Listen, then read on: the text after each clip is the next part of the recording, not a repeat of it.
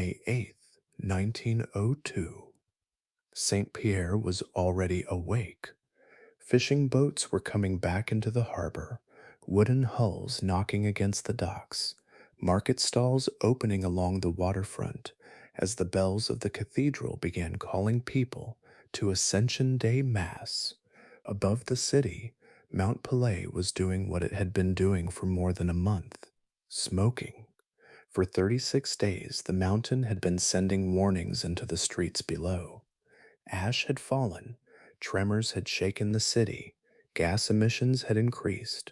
A lahar had already destroyed a factory and killed 23 workers, and still St. Pierre stayed open. 30,000 people lived here. This was not a remote village beneath an unknown mountain. St. Pierre was one of the most sophisticated cities in the Caribbean, with electric streetcars, paved boulevards, an opera house, and a busy international harbor. 20 ships were sitting at anchor that morning. The Canadian vessel Roraima had arrived only 90 minutes earlier. People were unloading cargo. Coffee was being made. Families were walking toward church. And at 7:52 that morning, every person in that harbor was alive. 3 minutes later, almost none of them were. The mountain did not bury the city in lava. It did not explode upward in the way people expected a volcano to explode. Something else came down the mountain. It moved at more than 670 kilometers per hour, roughly 420 miles per hour, and reached St. Pierre in less than a minute. There was no time to run, no time to understand what was happening, and no scientific name for what they were seeing. The mountain had been warning the city for weeks. The government knew it was dangerous, and yet the people were told to stay. A scientific commission had been assembled to reassure the public, and the day before the eruption, it declared that Mount Pelée posed no greater danger to St. Pierre than Vesuvius posed to Naples. The governor went even further. The night before the eruption, he moved his own family into the city to demonstrate that there was nothing to fear. They died there. Almost everyone in St. Pierre died except one man. He had not prepared for an eruption. He was in prison for a bar fight, locked inside a thick-walled cell at the edge of the city. While almost 30,000 people around him died, those walls held. The punishment that was supposed to ruin his life became the reason he was still alive. What happened that morning changed volcanology forever. The phenomenon that destroyed Saint Pierre would acquire a name: nuée ardente, and the evidence left behind would force scientists to recognize that a volcano could kill an entire city without covering it in lava. The story of Saint Pierre was not simply about a mountain that erupted. It was about warnings that were visible, decisions that were made, a scientific mistake that became catastrophic, and a new kind of volcanic violence that nobody in 1902 had a framework for understanding. And Mount Pelée is still there, still monitored, still capable of reminding us that the most dangerous part of a volcano is not always the part you can see. Before we continue, if you're enjoying these deeper stories from the past, give the video a like and consider subscribing. And if you don't mind sharing, tell me in the comments, where are you watching this story from, and what is the time over there? I read all comments and love seeing how far these stories travel across the world. Settle in and let's go back to Saint Pierre. Martinique rises from the eastern Caribbean like a meeting place between ocean, forest, and commerce. Long before the catastrophe, its northern coast had become the setting for one of the most important urban centers in the French Caribbean. Sugar plantations fed mills and distilleries. Ships carried cargo between islands in Europe, and Saint Pierre grew around the harbor that connected this fertile island to the wider world. By the beginning of 1902, Saint Pierre held roughly 26,000 permanent residents, with thousands more arriving from nearby communities as activity on Mount Pelée increased. The city had become known as the Paris of the Caribbean, a name earned through the character of its streets and public life. A grand theater stood among paved boulevards and commercial buildings. A cathedral watched over the city, while a botanical garden offered another expression of the island's prosperity. Electric streetcars moved through the streets. Telegraph lines carried messages beyond the island, and ships arrived regularly at the international harbor. Fort de France was the administrative capital, yet St. Pierre possessed a different kind of importance. It was where merchants gathered, where performances drew audiences, where goods entered and left Martinique, and where the island's social life seemed to gather around the waterfront. Visitors encountered French fashions, Caribbean traditions, Creole families, sailors, traders, plantation owners, and workers moving through the same compact urban landscape. The city was deeply connected to the outside world, and its residents had little reason to think of themselves as living at the edge of civilization. Then there was the mountain. Mount Pelée stood at the northern end of Martinique, rising to about 1,350 meters, which is about 4,429 feet above sea level. Its French name referred to its comparatively bare summit, a description that made sense when the mountain was first observed by French colonists. Much of the surrounding island was covered in dense tropical vegetation, while the upper slopes of Pelée carried a more exposed character. Geologically, Pelée belonged to a family of volcanoes built through repetition. Layer after layer of hardened lava, ash, and other volcanic material accumulated around earlier vents, gradually forming the steep-sided structure called a stratovolcano. Its position was part of a much larger process beneath the Caribbean. Along the Lesser Antilles, one tectonic plate is forced beneath another, allowing water and heat to enter the deep earth and helping generate magma rich in dissolved gases. When that magma rises, pressure can build until the gases expand and the volcanic system changes rapidly. St. Pierre stood only about 5 miles from the summit region. From the city, the mountain was an ever present landmark, shaping the northern horizon and giving the landscape its identity. People walked toward its slopes, traveled around its base, worked on plantations beneath it, and watched its changing weather as naturally as they watched the sea. Pelée was part of ordinary geography. Its outline belonged to familiar views from windows and streets.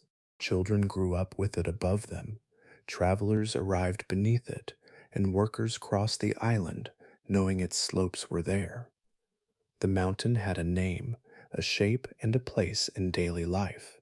It had also become something more subtle, a permanent feature of home, woven so thoroughly into Saint Pierre that the idea of the volcano itself carried little sense of extraordinary danger. For the people living around Mount Pelée, memory had already written a history for the mountain.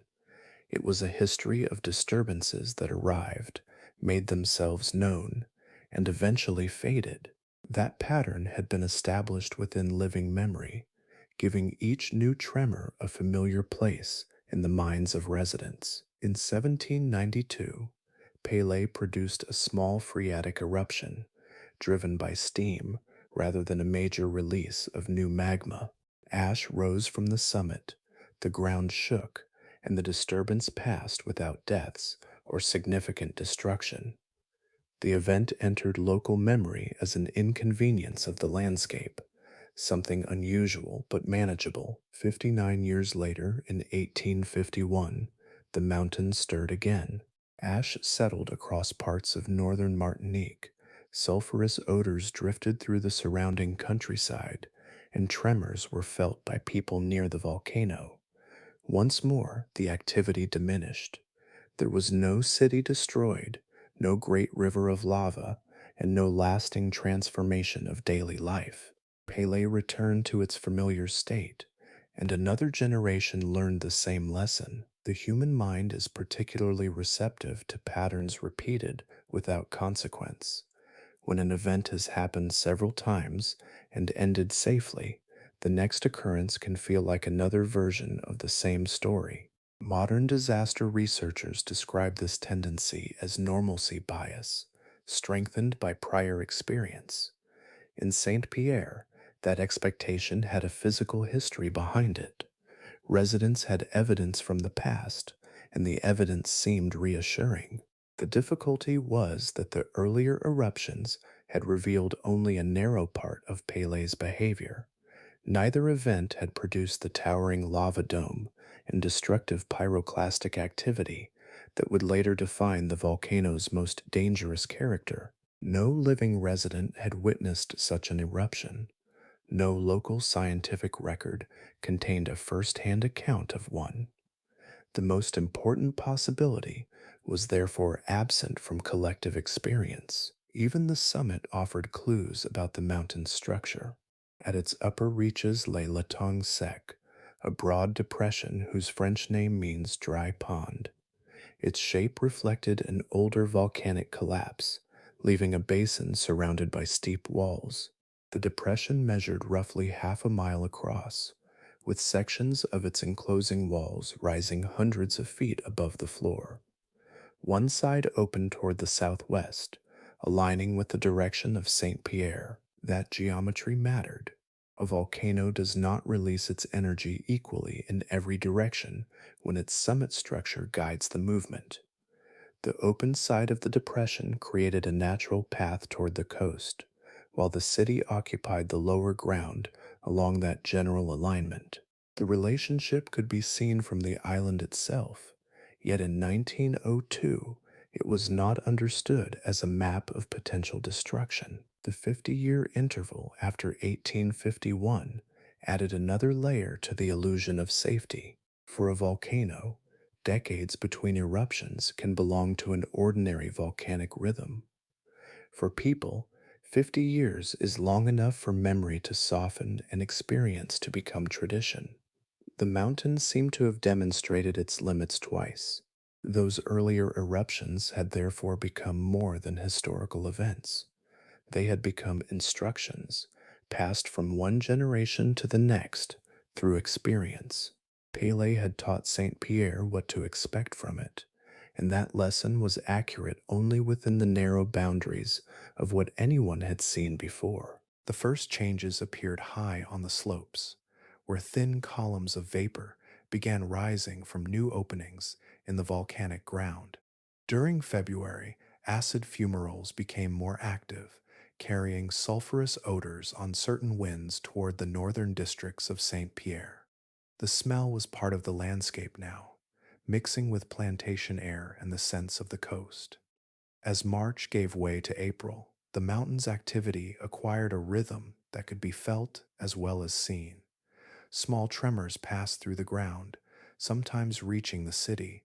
They were brief movements, enough to rattle objects and draw attention, then disappear before daily routines could be fully interrupted. Along the upper slopes, fumaroles thickened and new patches of altered ground appeared where heat from below was reaching closer to the surface. On April 2nd, new steam vents were observed near the summit. Their appearance showed that heat and pressure were finding additional paths upward. Water in the crater lake also began to change. Volcanic gases entering the water altered its chemistry, giving the lake a milky, gray-green appearance. Such changes were part of a larger exchange between the deep volcanic system and the surface, where gases, heat, and water met at the edge of the crater. Ash followed. At first it arrived as a fine coating, settling over fields and collecting along the harbor. With each increase in activity, the particles became harder to dismiss as an occasional nuisance. Plantation workers watched dust gather on leaves, while sulfurous emissions added another burden to crops already exposed to the changing conditions. Sugarcane, in areas north of the city began to suffer, tying the mountain's unrest directly to the livelihoods of people living around it. The natural world responded in ways that were difficult to organize into a single explanation. Birds disappeared from nesting areas on the higher slopes. Fish were found dead in streams closer to the volcano, where water chemistry had been altered by volcanic material. Animals living near the mountain were being pushed away from places that had once supported them. These changes carried information, even when their meaning was not yet understood. By April 23rd, the atmosphere around Pelée had become more active still. Ash columns rose thousands of feet above the summit, while explosions beneath the crater produced sounds that could be heard in Saint-Pierre. The mountain's disturbances were no longer confined to its upper slopes. Their effects were entering the city through sound, dust, altered water, damaged crops, and reports from the countryside. Telegraph operators began sending increasingly concerned reports to Governor Louis-Auguste in Fort-de-France. Messages carried observations from people who had watched the volcano from closer distances, while residents from villages on the northern slopes started arriving in Saint-Pierre. They brought stories gathered from roads and plantations, describing the changing appearance of Pelée and the conditions around its upper reaches. People were learning to read each new change against the habits of the mountain. Each report added another piece to the same growing picture.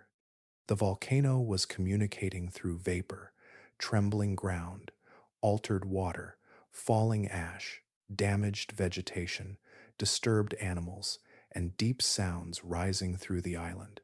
By the end of April, these signs had become part of everyday life around St. Pierre, woven into work, travel, conversation, and the steady routines of a city living beside an increasingly active mountain. A strange migration began to appear around the foothills of Mount Pelée.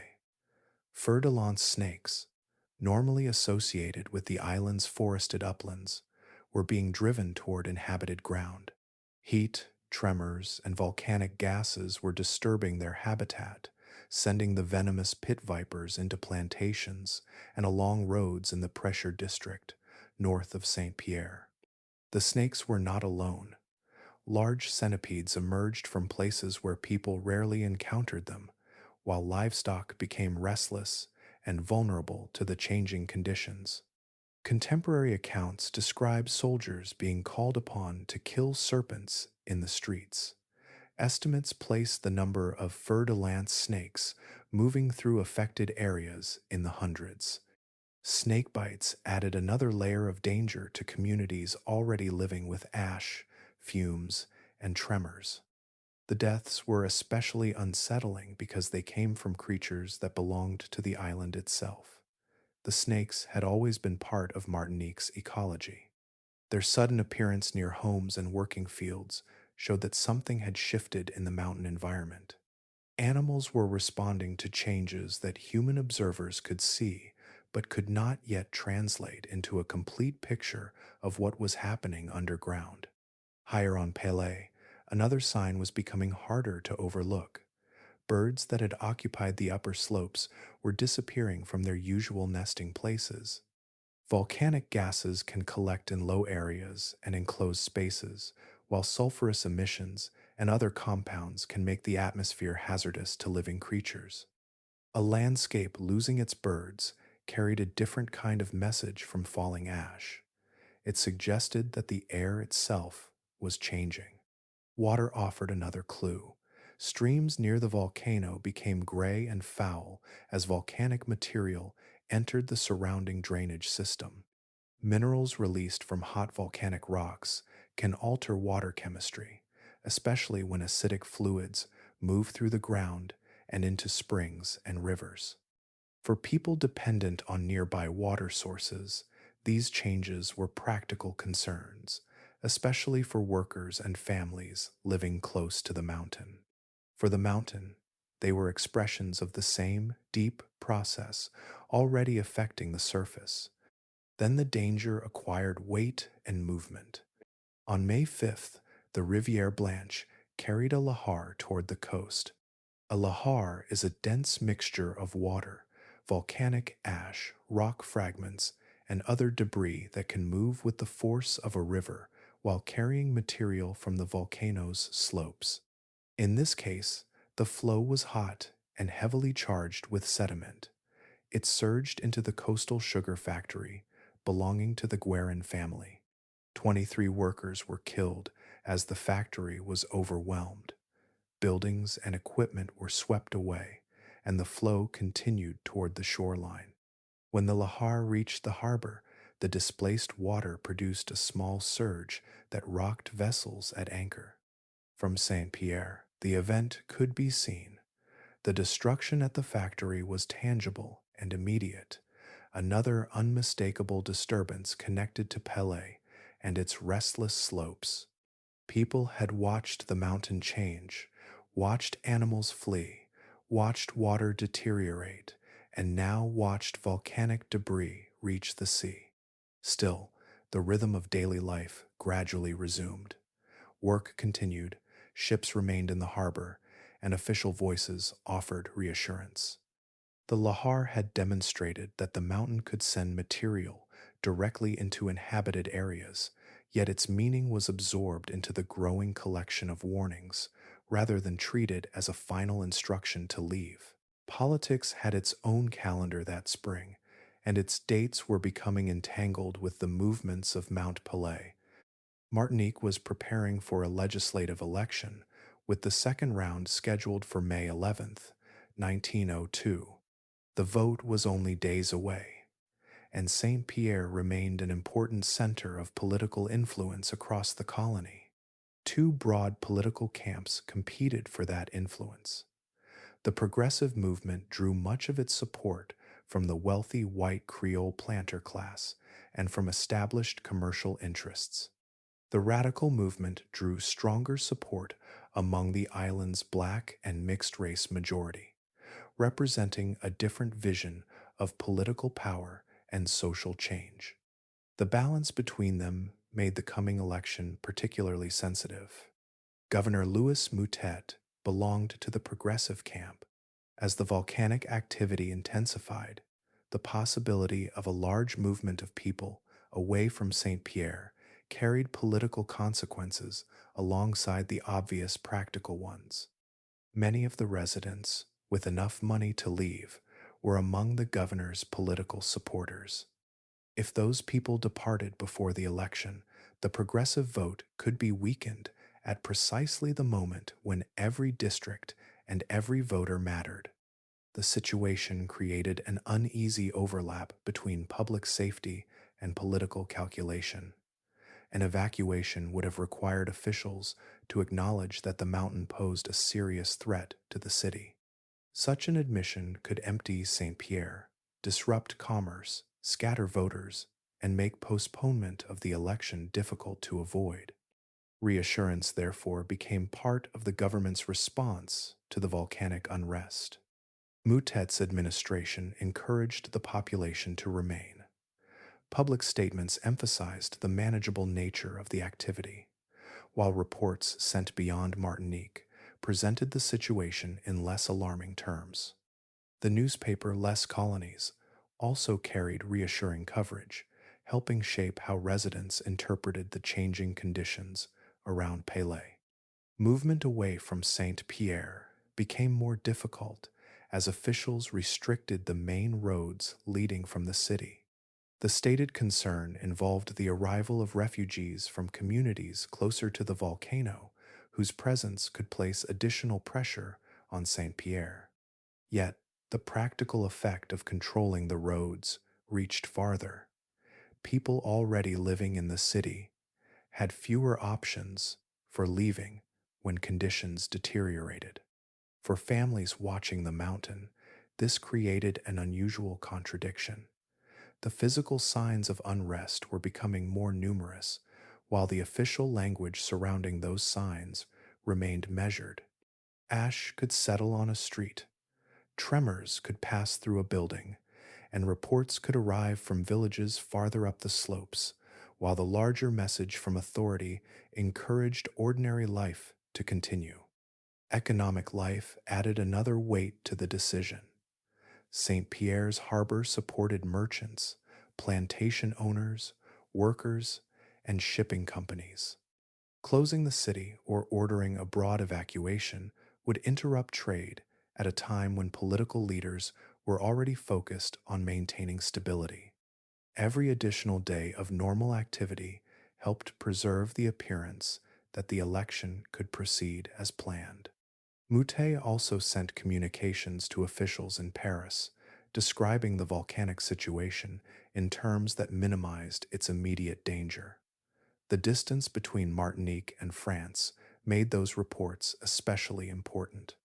Authorities across the Atlantic depended heavily on information supplied by colonial officials on the ground, while residents depended on those same officials for guidance about their own safety. The mountain was therefore being interpreted through two different systems at once. Nature was producing physical signals, while government was producing political messages. Between them stood the people of Saint Pierre, making ordinary decisions about work, family, travel, and whether to remain in the city as the election date approached. By May 7th, the mountain had become the subject of an official inspection. Governor Louis Moutet assembled a commission to determine whether the growing unrest represented a serious danger to Saint Pierre. Giving the group an official role carried its own weight. A formal investigation suggested that the situation had been examined carefully, and its findings could reassure a population already surrounded by troubling signs. The difficulty was the Commission's limited scientific experience. Martinique had no resident volcanologist whose profession centered on studying erupting volcanoes and assessing their hazards. Among those involved was Gaston Landis, a natural science teacher at the local lycée. He possessed useful scientific knowledge, yet the island had no established volcanic observatory, no specialized monitoring service, and no local institution devoted to interpreting the behavior of Pelée. The commission included civic figures and municipal officials, alongside Landis, and traveled partway toward the summit to observe the conditions for themselves. Their presence gave the inspection a public character, making the assessment appear connected to both government responsibility and scientific judgment in the eyes of residents. They encountered fumaroles, ash, and the continuing activity around the upper mountain. Their observations were real, but observation alone could not reveal how the volcanic system might fail. A volcano can display one set of surface symptoms while preparing a different kind of eruption underground, especially when scientists lack earlier examples for comparison. On May 7th, the Commission's conclusion appeared in Les Colonies. It stated that Mount Pelée presented no more danger to the inhabitants of Saint Pierre than Vesuvius presented to the inhabitants of Naples. The comparison carried considerable authority because Vesuvius was already familiar to the wider public. Naples existed beside an active volcano, and its continued life had become part of the popular image of volcanic coexistence. For Saint Pierre, those words became more than a newspaper statement. They gave official language to the belief that remaining in the city was reasonable. Families who had been considering departure had another reason to stay. Merchants could continue working, ships could remain in the harbor, and the approaching election could proceed without the disruption that an evacuation would have caused. The Commission's conclusion also reflected the limits of volcanic science at the beginning of the 20th century. Scientists understood lava, ash fall, earthquakes, and explosive eruptions. They had records of famous volcanic disasters and recognized that volcanoes could destroy settlements. The particular behavior developing inside Pelée was much harder to recognize. A growing lava dome could become unstable, collapse, and send a dense mixture of hot gas and volcanic fragments outward along the ground. That mechanism had not yet been documented as a distinct volcanic hazard. The shape of the summit added another complication. Pelée's crater structure could guide material toward the southwest, where Saint-Pierre stood below. Yet there was no established practice of translating summit geometry into a detailed map of possible lateral destruction. The information existed in the landscape, while the scientific framework needed to interpret it was still developing. The Commission therefore left the public with a sentence that sounded settled and precise. It transformed uncertainty into reassurance at the very moment when uncertainty itself should have carried weight. For the people of Saint-Pierre, the judgment became the final scientific message they received before the mountain changed the meaning of volcanic danger forever. By the evening of May 7th, Saint-Pierre had become a city caught between official reassurance and the physical presence of an increasingly restless mountain. Ash had accumulated, explosions had grown more frequent, and the events of the previous days had unsettled many residents. Some people were preparing to leave, while others were arriving from communities closer to Pelée, carrying their own accounts of the changing landscape. Against that uncertainty, Governor Louis Moutet made a personal decision. He traveled from Fort-de-France to Saint-Pierre with his wife, Marie, and several senior officials, arriving during the afternoon. Their 3 children remained in Fort-de-France under the care of their nurses. The governor's arrival placed his own family within the city he was encouraging others to trust. For residents watching from the streets, the gesture carried a powerful message. A governor who believed the situation demanded immediate flight would hardly have chosen to bring himself into the center of the threatened area. His presence, therefore, became a kind of public reassurance in human form. Officials could speak about reports and commissions, while Moutet's decision gave those words a visible counterpart.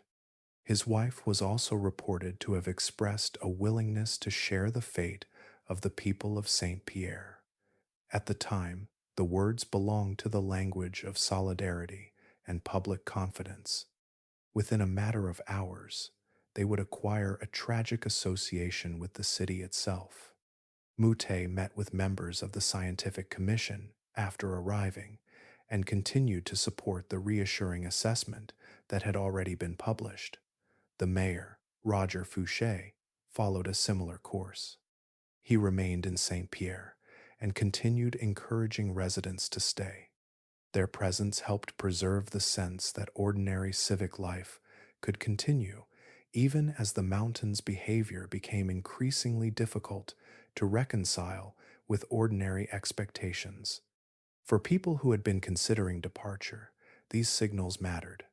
Several thousand residents had been weighing whether to leave, and the combination of the Commission's conclusion, official statements, and the governor's arrival helped persuade many to remain. The city therefore retained much of its population as the election approached, while the surrounding volcanic landscape was becoming increasingly active. Night brought another change in the character of Pelée. Explosions from the summit became louder and more frequent, while flashes of blue volcanic light could be seen through the darkness above the crater. Such flashes indicated intense activity near the summit, where fresh magma was interacting with the surface and releasing heat and volcanic gases. Across the harbor, the American consul Amédée Knight was aboard a vessel observing the mountain and the city. He recorded the continuing activity in a telegram intended for Washington, describing conditions around Saint-Pierre as the eruption grew more pronounced. From the water, the relationship between the mountain and the city could be seen as a single landscape, with the summit rising above the clustered buildings and the harbor separating the observer from the streets below. The city itself remained inhabited through the night. Lamps, homes, offices, ships, and public buildings still formed the familiar pattern of Saint-Pierre. Families settled indoors, workers tended their duties, and vessels remained at anchor. Around them, the mountain was changing by the hour, while the people entrusted with interpreting its behavior had chosen to remain among those they represented until morning came over Pelée. Ascension Day arrived with the familiar rhythm of a Catholic feast, bringing churchgoers into the streets of Saint Pierre as morning began. Families prepared for Mass, shopkeepers opened their doors, and the harbor carried its usual movement of ships and people. High above them, inside Mount Pelée, a structure of molten rock had been growing for weeks. The mountain had been building something that could no longer remain contained within the crater. During the early morning hours, the telegraph operator in Saint Pierre continued sending reports toward the mainland. His messages described conditions that appeared increasingly encouraging, suggesting that the eruption might be losing some of its force. Then, at 7:52 in the morning, the final transmission left the city. It contained a single French word, allez, meaning go. After that, the cable connection failed, leaving the mainland without another message from Saint Pierre. At almost the same moment, the growing lava dome inside the summit crater reached a critical state. A lava dome forms when thick magma rises and accumulates near an opening, creating a steep mass that can become unstable as pressure and volcanic gases continue to move through it. When that structure collapsed, the energy did not rise evenly into the atmosphere. The collapse opened a route outward, directing an immense mixture of hot gas, ash, and shattered volcanic material toward the southwest. The shape of the crater played an important part in this movement. The southwest side of Latang Sec was lower than the surrounding walls, leaving a natural opening toward Saint Pierre. That geometry transformed the collapse into a directional blast. A dense cloud burst from the mountain and raced downhill, following the slope toward the city. At the same time, another enormous column rose upward above the summit, expanding into a mushroom-shaped plume that darkened the sky across an area extending about 50 kilometers, which is about 31 miles.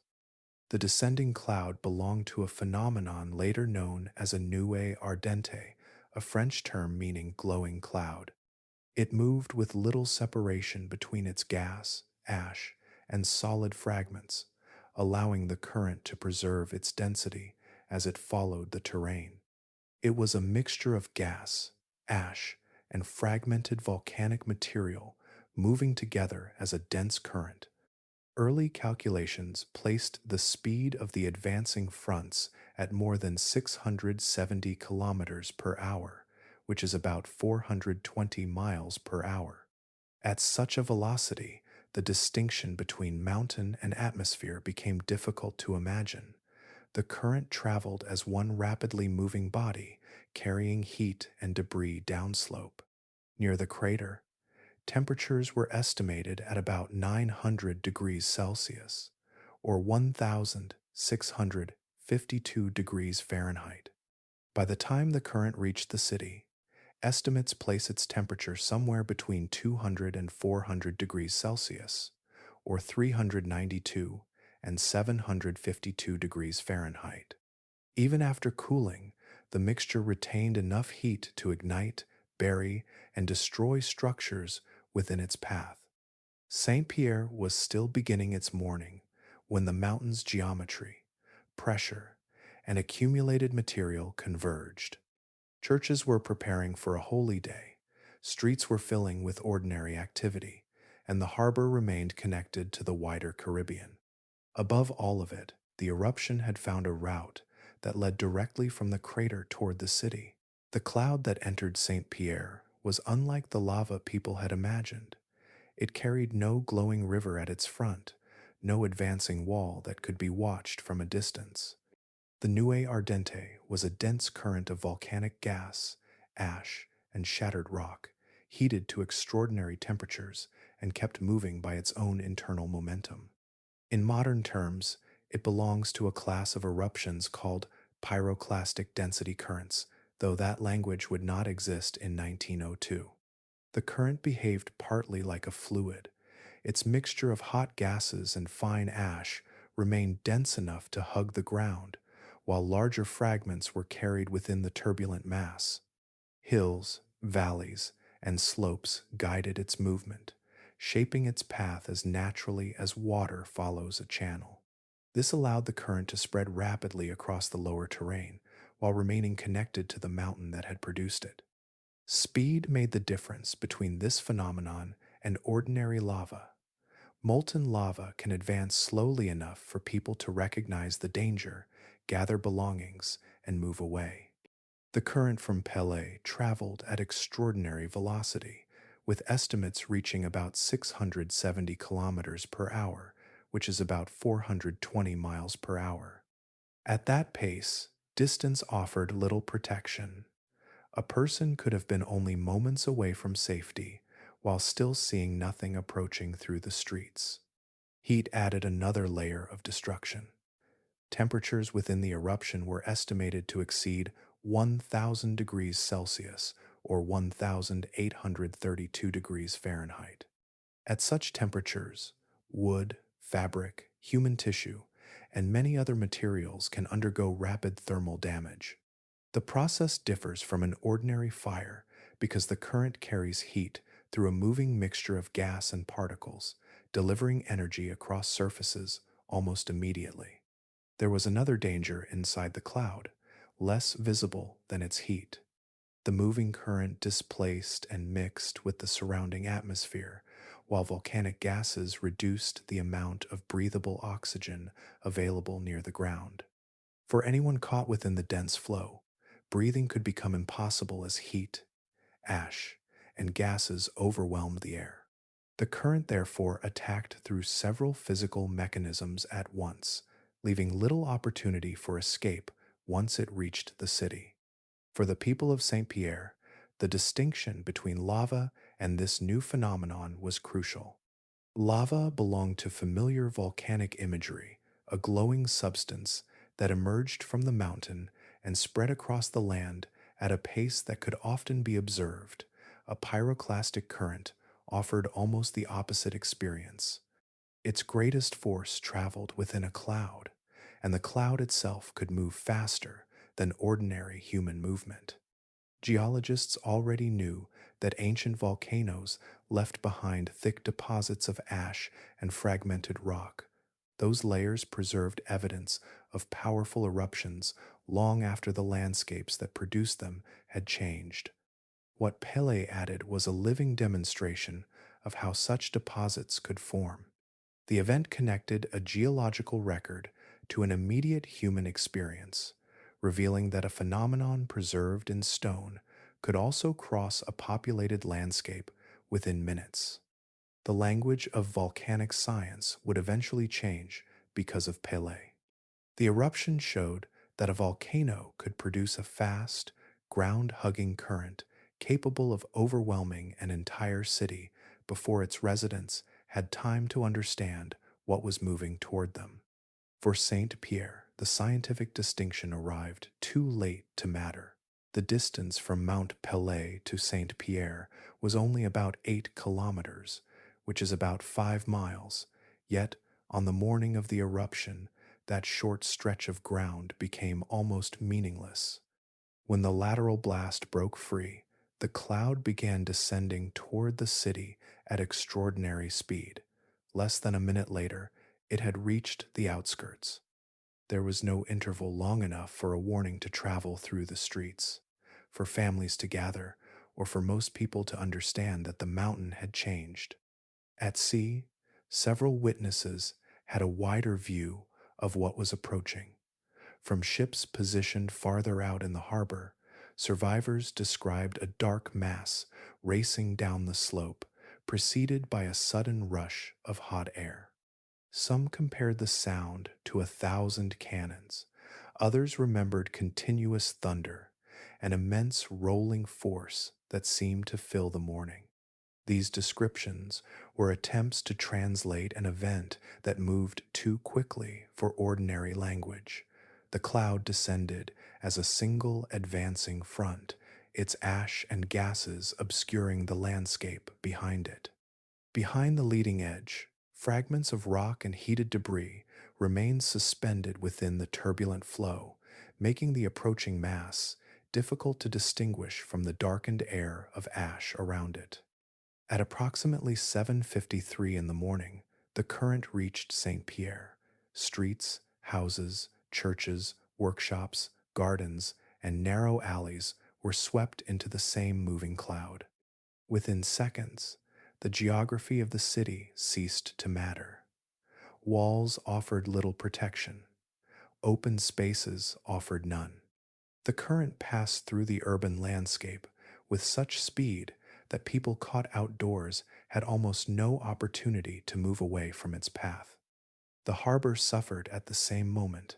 The shock wave crossed the waterfront, overturning vessels and igniting others as the heated current and burning debris reached the coast.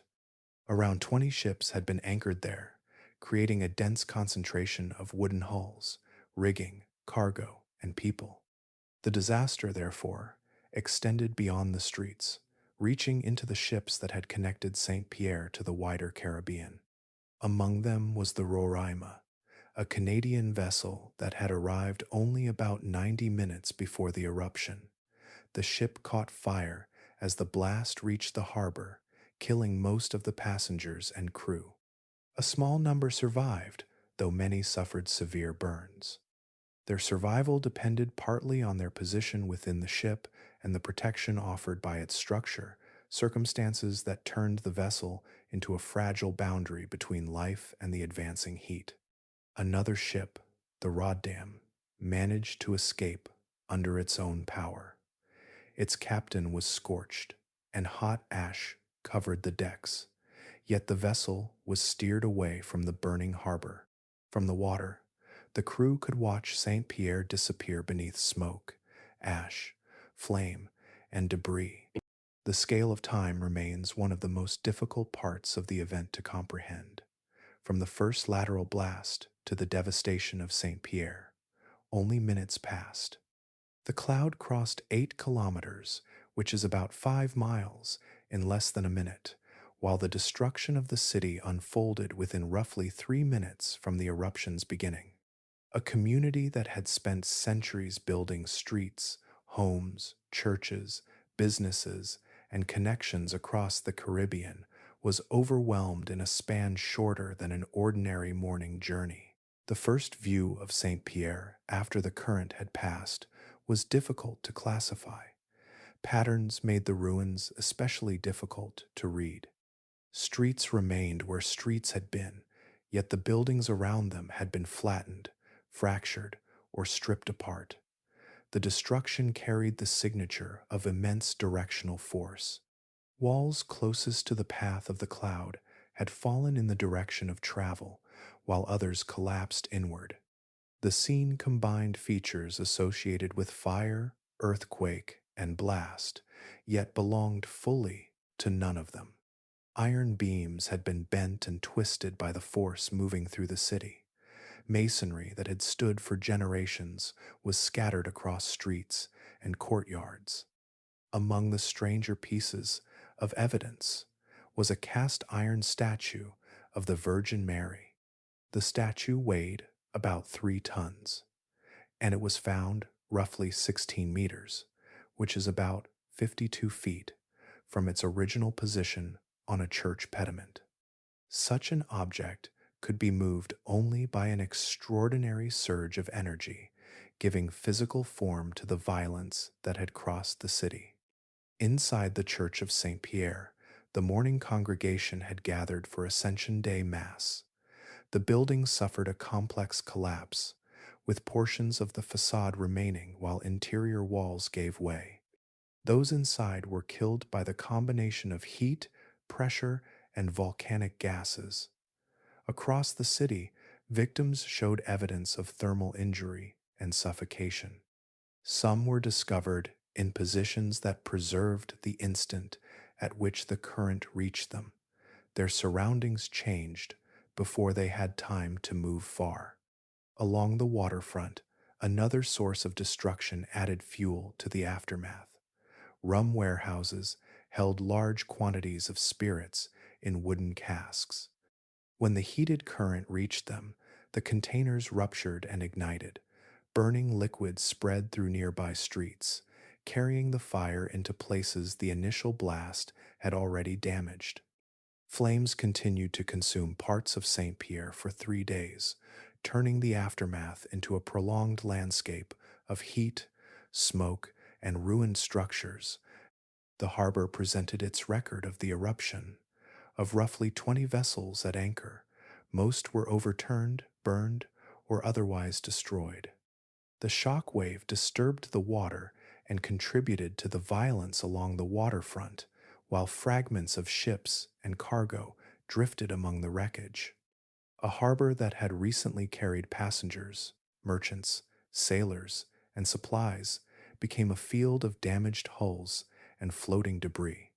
When the Guadeloupe arrived after the eruption, its crew encountered the remains of the harbor from the water. Burning vessels still marked the shoreline. Debris moved across the surface, and bodies could be seen among the wreckage. The familiar outline of Saint-Pierre had almost disappeared behind smoke and destruction. The scale of the human loss was equally difficult to grasp. Approximately 30,000 people died in the disaster, most of them within minutes. The city had contained homes, churches, warehouses, workshops, and streets filled with ordinary life. After the current passed, those structures remained only in fragments, while the population that had filled them was largely gone. The evidence left behind showed how completely the eruption had transformed Saint-Pierre in a span too brief for the city to respond. For Louis-Auguste Cyparis, the eruption arrived through a doorway he could barely see.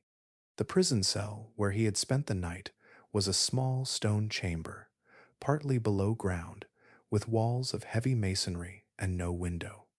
A narrow opening in the door faced toward the sea.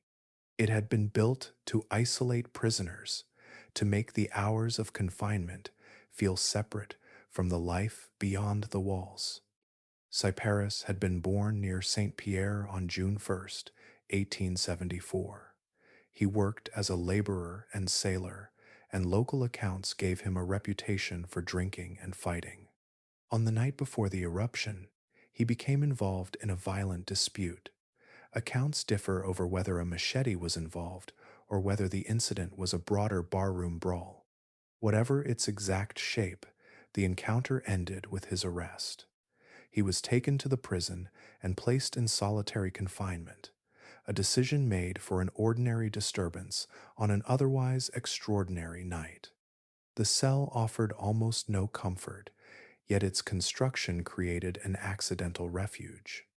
When the nuée ardente reached Saint-Pierre, the surrounding stone absorbed part of the heat and shielded the prisoner from the full force of the moving cloud.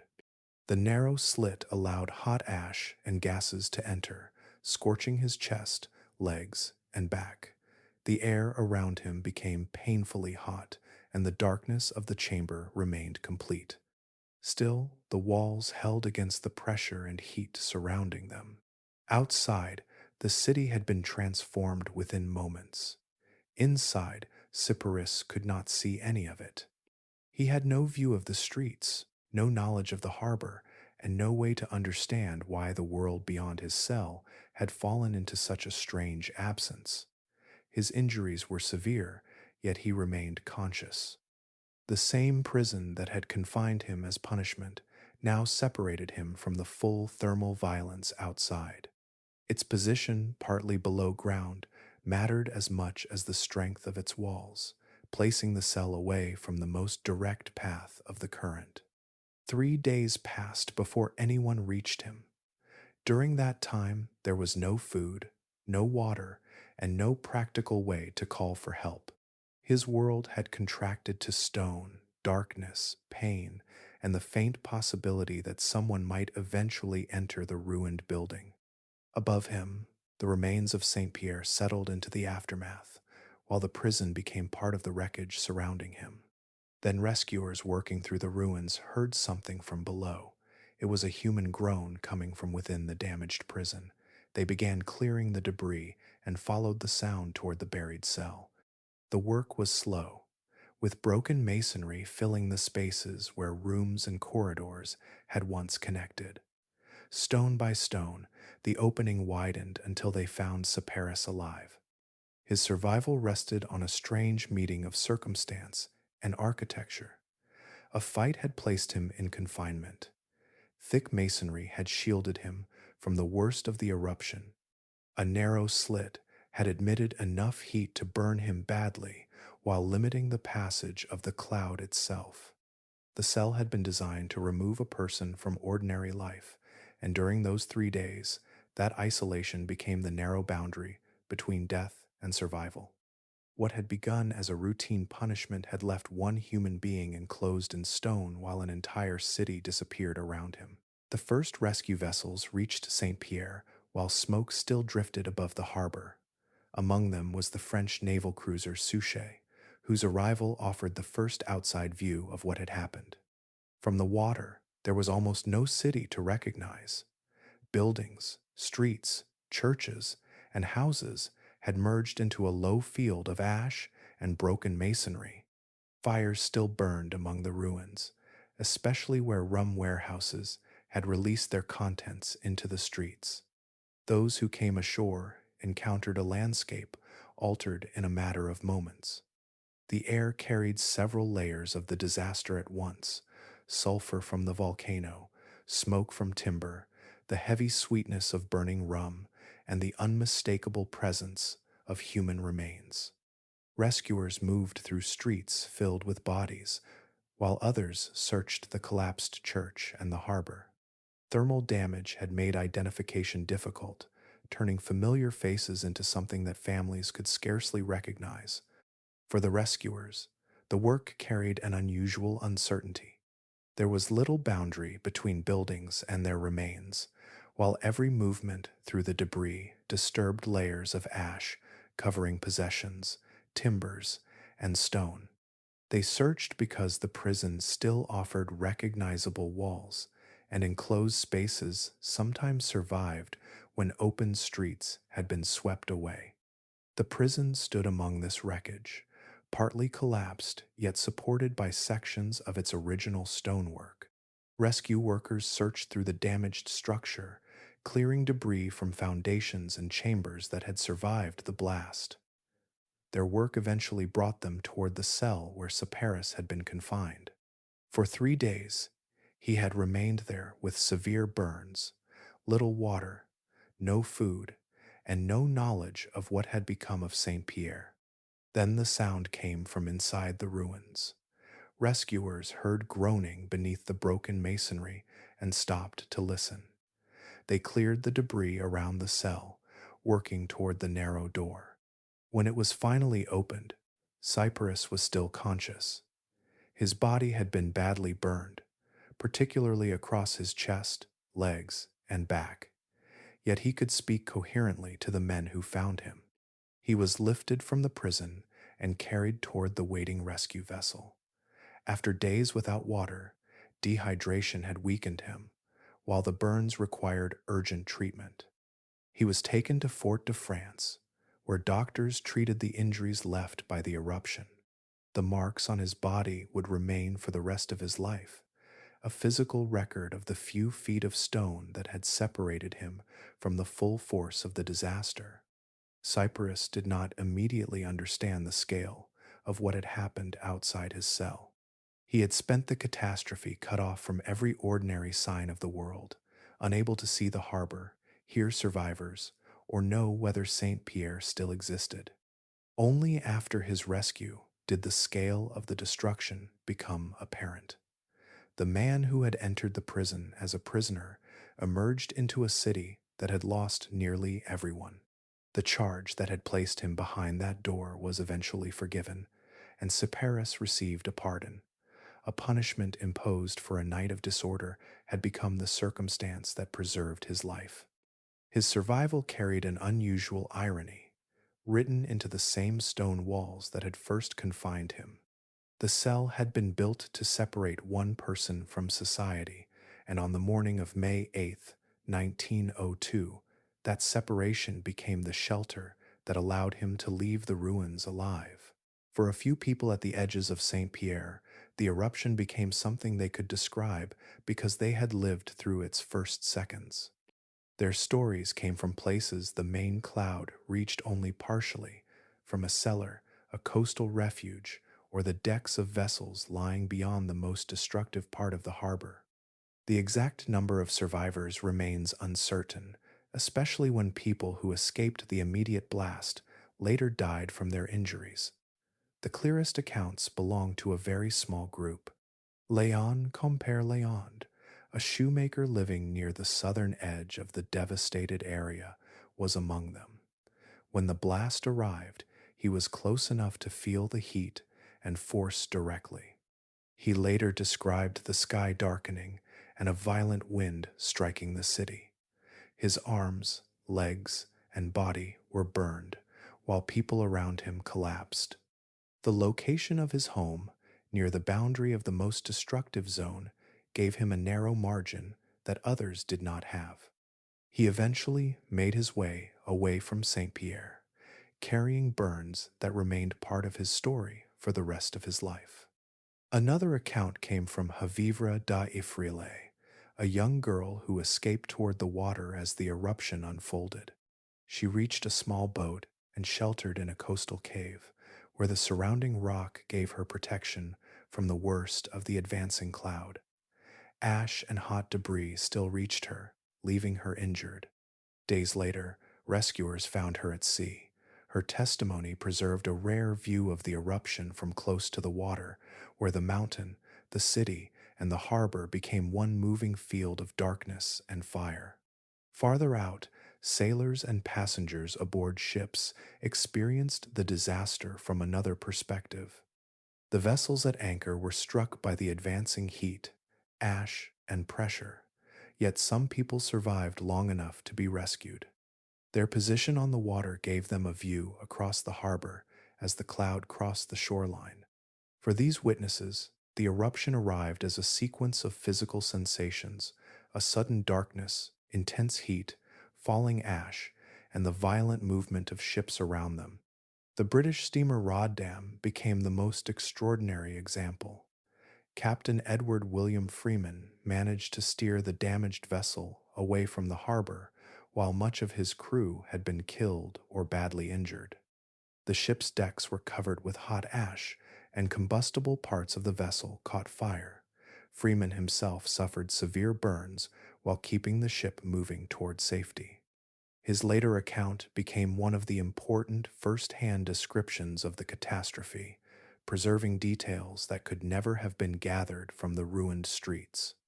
Other witnesses survived aboard vessels farther from the city, including Amédée Knight, the United States consul, who observed the eruption from offshore and communicated accounts of the catastrophe. From the harbor, these survivors saw Saint-Pierre disappear into the advancing cloud, while the ships around them became damaged, burning, or overturned. Their testimony gave the outside world its first human description of what had happened. The survivors stood at different distances from the same event, separated by stone walls, coastal rock, or open water. Those small differences in position became the boundary between death and testimony. Their accounts remain valuable because they preserve the eruption as something witnessed directly through human senses from within the few places where survival remained possible. After Saint-Pierre had been shattered, the mountain remained active, and the danger did not end with the first catastrophe. Rescue vessels continued arriving in Martinique, carrying food, medicine, engineers, sailors, and people sent to recover the dead. Around the ruins, workers began the difficult task of searching collapsed buildings and measuring what remained. The city had become a place of ash and broken stone, yet people were already moving through it, trying to give structure to an event that still had no reliable boundaries. Then, on May 20th, the mountain produced another major eruption. A new pyroclastic current descended from Mount Pelée and swept across areas that had seemed safer after the devastation of May 8th. The distinction between the destroyed zone and the places where rescuers could work had never been established with confidence. The science needed to define such a boundary barely existed, and there were no established maps showing how far a future current might travel. The mountain remained capable of changing the geography of danger from one eruption to the next. Workers, engineers, sailors, and people who had returned to the ruins were caught in the renewed violence. About 2,000 people died. The second disaster changed the meaning of the ruins. Saint-Pierre was no longer merely a city, recovering from a single eruption.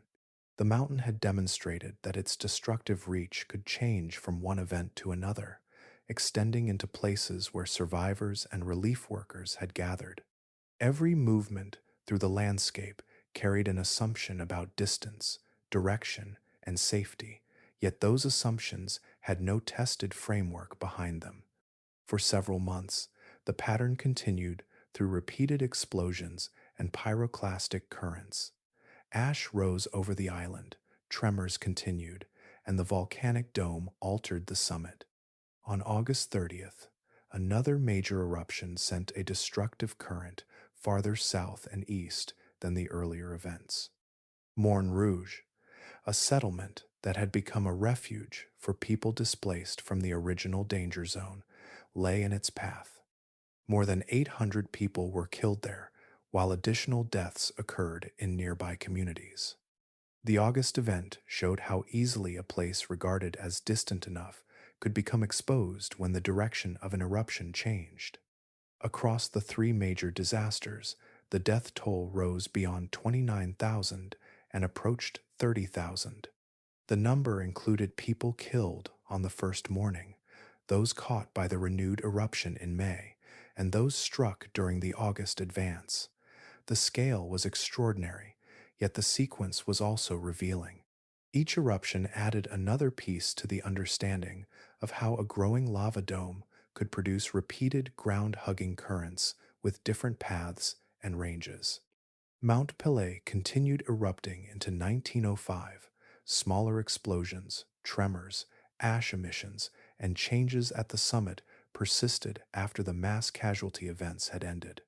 During 1902 and 1903, a hardened column of lava rose from the crater, forming what became known as a volcanic spine. It eventually reached more than 1,000 feet above the crater rim. The structure grew as viscous lava was pushed upward, fractured, and exposed fresh material to the air. Its weight and unstable shape made the spine temporary.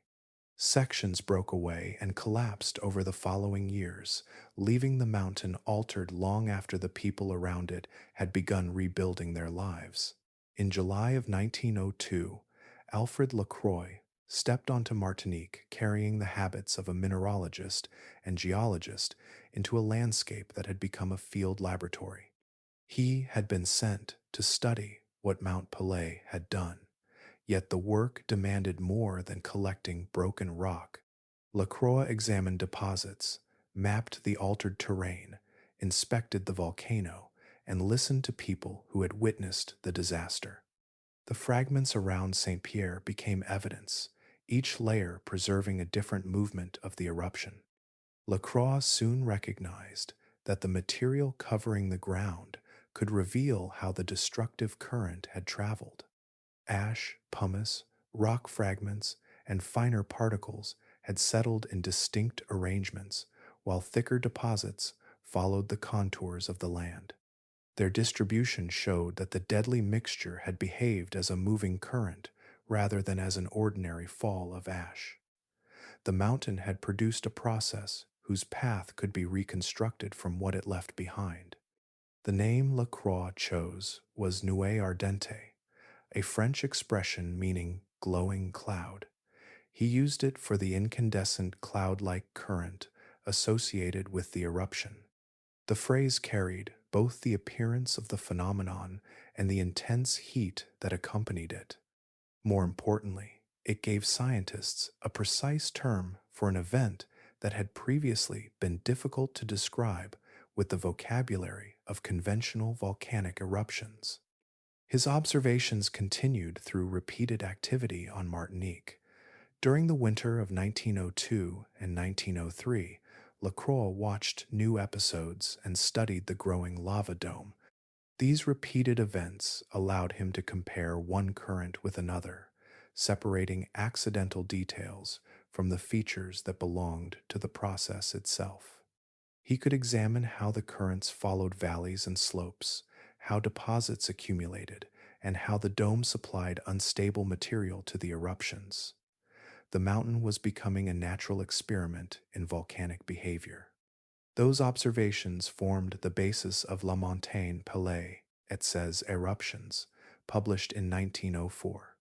The work ran to hundreds of pages and brought together field observations, photographs, drawings, geological descriptions, and testimony. Lacroix did more than record a catastrophe. He connected the shape of the deposits with the movement that created them, turning scattered evidence into a physical explanation. His study established Mount Pelée as a reference point for understanding dome-forming eruptions and their destructive currents.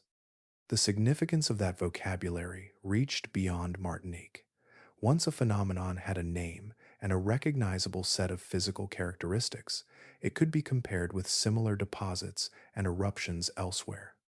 Volcanologists could distinguish the hazards produced by lava, falling ash, and ground-hugging pyroclastic currents, each requiring a different understanding of distance, terrain, and exposure. Lacroix's work therefore changed the language through which volcanic danger was described. The mountain had left behind more than ruins. It had also left a record that could be read, measured, and interpreted. Through Lacroix's careful attention to those traces, the eruption became a scientific turning point, giving modern volcanology one of its most enduring terms. His fieldwork also carried a practical lesson. The destructive zone around a volcano could not be treated as a fixed circle around the summit. Terrain mattered. A current might be guided by a valley, diverted by a ridge, or concentrated through an opening in the crater wall. That understanding made the surrounding landscape part of the hazard, giving later observers a more careful language for describing where danger might travel. For volcanologists, Mount Pelée became more than the site of a catastrophe. It became a reference point, a name attached to a particular way that a volcano can release its energy. The eruption of 1902 became the type example of what came to be called a Palean eruption, linking the mountain to a class of activity defined by growing lava domes, their collapse, and powerful pyroclastic currents moving down the slopes. The distinction mattered because the mountain did something that older descriptions of volcanic activity did not explain well. A dome can form when thick lava rises through a vent and accumulates near the summit. As fresh material continues arriving, the structure can become unstable. Its collapse may release hot gas, ash, and broken rock outward and downslope, producing a current that follows the shape of the terrain. The energy can therefore travel across the ground, even while much of the eruptive force remains concentrated near the volcano. This differed from the classic Plinian pattern, named after Pliny the Younger, whose account of the eruption of Vesuvius in 79 described an immense column rising above the volcano. Plinian eruptions are associated with powerful upward discharge of ash, pumice, and volcanic gas, creating an eruption column that can reach high into the atmosphere. Pelée provided another pattern in which the most destructive movement could remain close to the surface. That difference changed the way volcanic landscapes were interpreted. A tall eruption column was no longer the only visible expression of severe danger. A summit dome could grow into an unstable structure, while the surrounding slopes remained the more important pathway for destruction. Valleys, ridges, crater walls, and breaches in the volcanic structure could influence where a current traveled. The shape of the mountain itself became part of the hazard assessment. The Palean name gradually entered the vocabulary of volcanology alongside other eruption terms derived from characteristic volcanoes. It provided a convenient description for activity involving lava dome growth and destructive collapse, especially when incandescent avalanches or pyroclastic currents descended the flanks. The classification was never a claim that every eruption from a dome would behave identically. It was a way of recognizing a recurring physical pattern. Mount Pelée remains the defining example in scientific references to this style of activity. The Smithsonian Institution's Global Volcanism Program identifies the 1902 eruption as the type example of Palean eruptions and notes that the event marked the beginning of modern volcanological study of pyroclastic density. Currents. The significance reaches into later volcanic disasters. At Mount St. Helens in 1980, a large lateral blast moved outward after the upper part of the volcano failed, demonstrating again how volcanic structures can direct energy sideways. At Merapi in Indonesia, repeated growth and collapse of lava domes has produced pyroclastic currents. Soufriere Hills in Montserrat has also shown how dome growth can be accompanied by destructive collapses and hot currents. The language born from Pelée therefore became more than a label. It gave scientists a framework for recognizing that a volcano could build danger at its summit while directing destruction along its flanks. A mountain could appear to be building upward while its greatest hazard was being prepared across the ground below. That idea remains part of how active volcanoes are studied today. After the pardon came a strange second life for Ludger Cyparis. The prison cell that had once marked him as a troublesome man became the center of a traveling performance carried from the ruins of Saint-Pierre into the crowded entertainment halls of the United States. His story had crossed an extraordinary distance in only a few months, from a locked stone room to the painted banners of Barnum and Bailey. Cyparis was the name audiences learned, a version of his identity that became inseparable from the eruption. Barnum and Bailey presented him as the only survivor of Saint-Pierre, although other survivors were known to have escaped at the edges of the devastated area. The claim simplified a complicated disaster into a single human story. One man, one cell, one terrible morning, and one improbable survival. The attraction itself was carefully arranged. A replica of the prison cell stood beside him, giving spectators a physical image of the place that had protected him. Cyparis displayed the scars left by the heat and recounted what he remembered from inside the enclosure. His body became part of the evidence, while the cell supplied the setting. Together, they turned a personal ordeal into something audiences could see with their own eyes. Circus posters gave the performance an even larger language.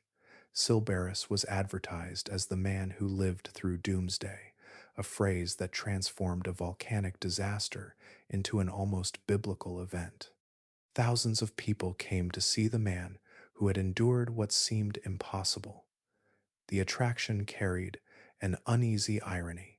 The same confinement that had once been punishment now gave him a livelihood, and the stone room that had denied him freedom became the object that made him famous. For a period, the arrangement worked. Cyparis traveled with the circus and became one of its recognizable attractions. He had survived an event that had erased his city, and his account offered audiences a direct connection to something few could imagine: yet fame did not reshape his temperament. Accounts describe repeated trouble with alcohol and fighting during the tour. After roughly a year, he was dismissed from the circus following conflicts with employees, including an assault involving a knife. His difficulties continued in New York, where he was jailed more than once for assault.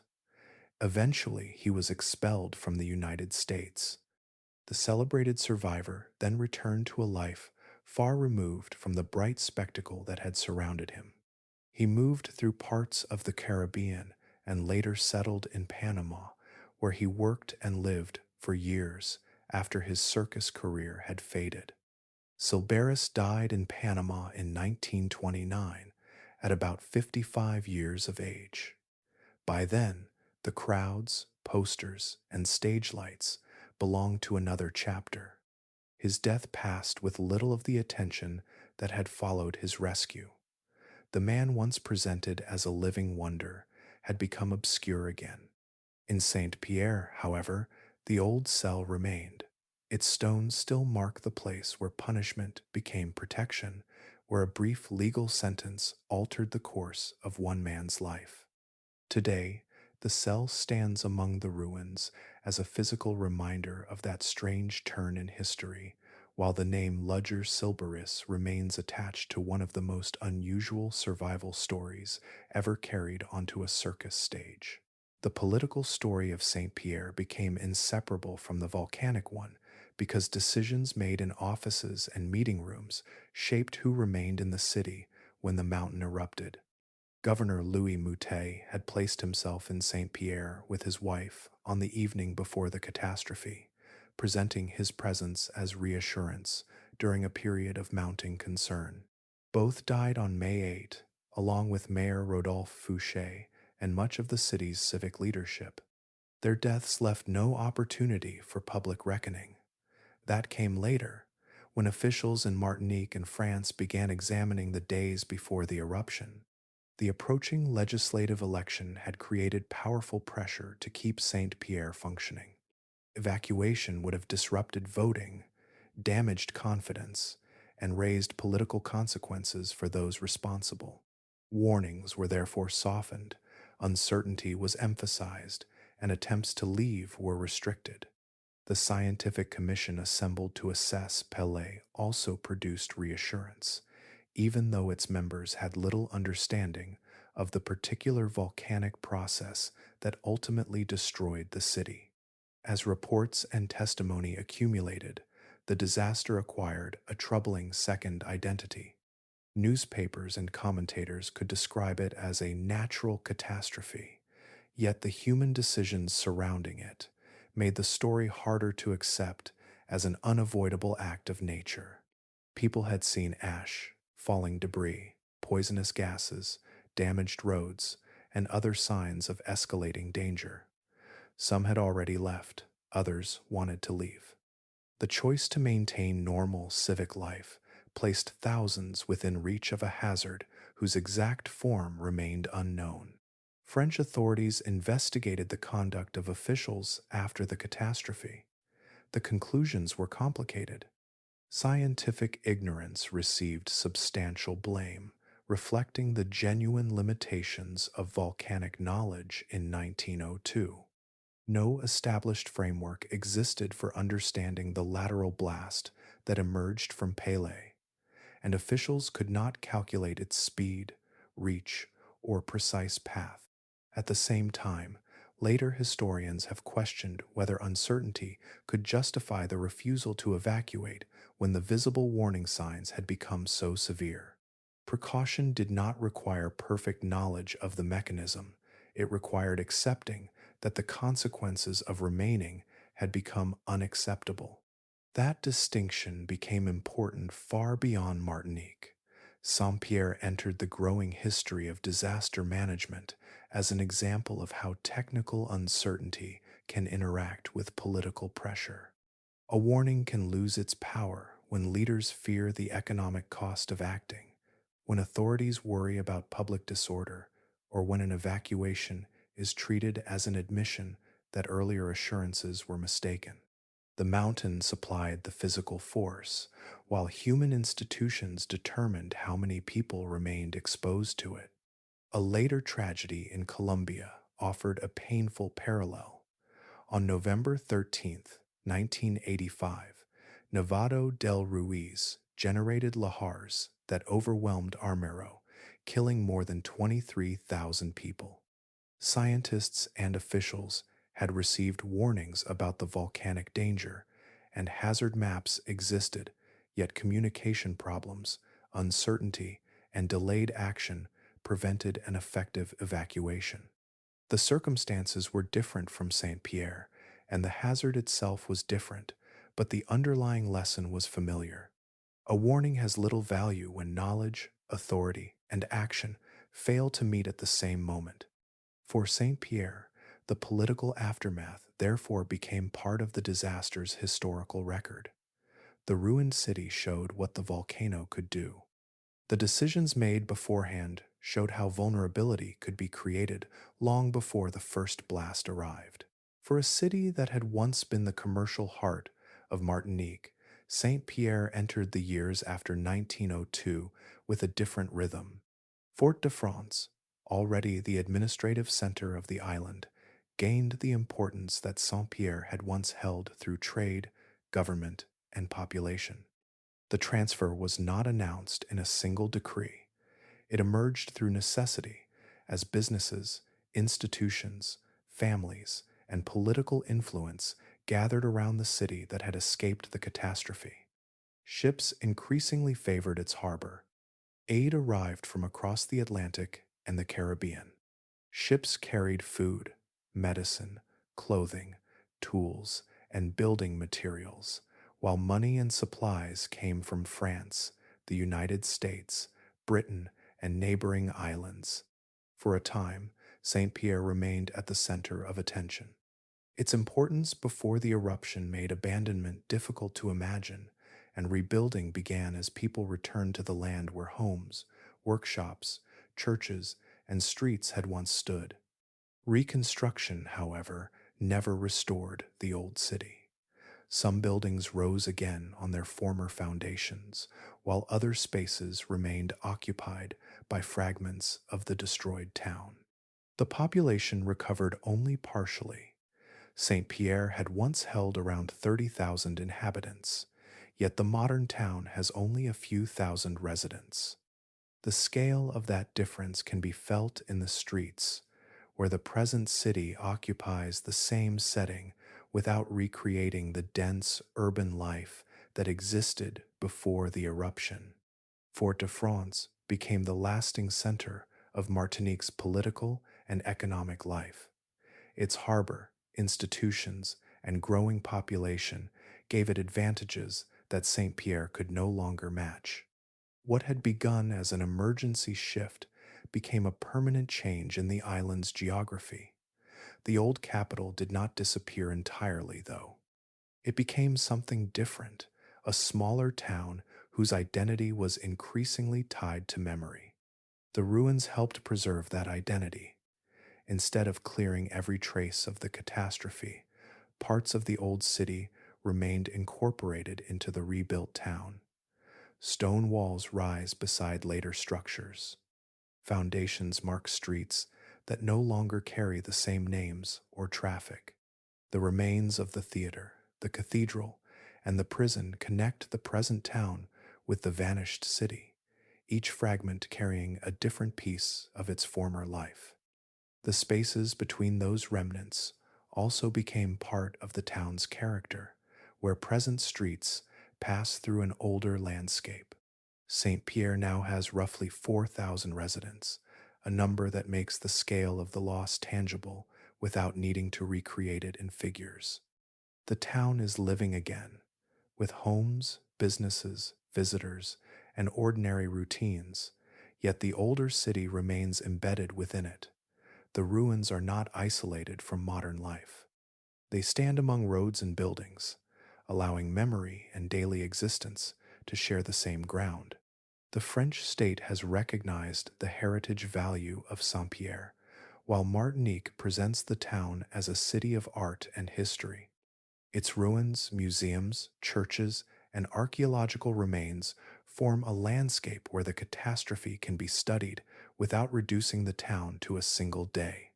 The rebuilt Saint Pierre is therefore neither a complete restoration nor a preserved ruin frozen in the past. It is a smaller city shaped by what survived, what was rebuilt, and what was left standing. The sea keeps a second archive of Saint Pierre, one that begins where the streets end.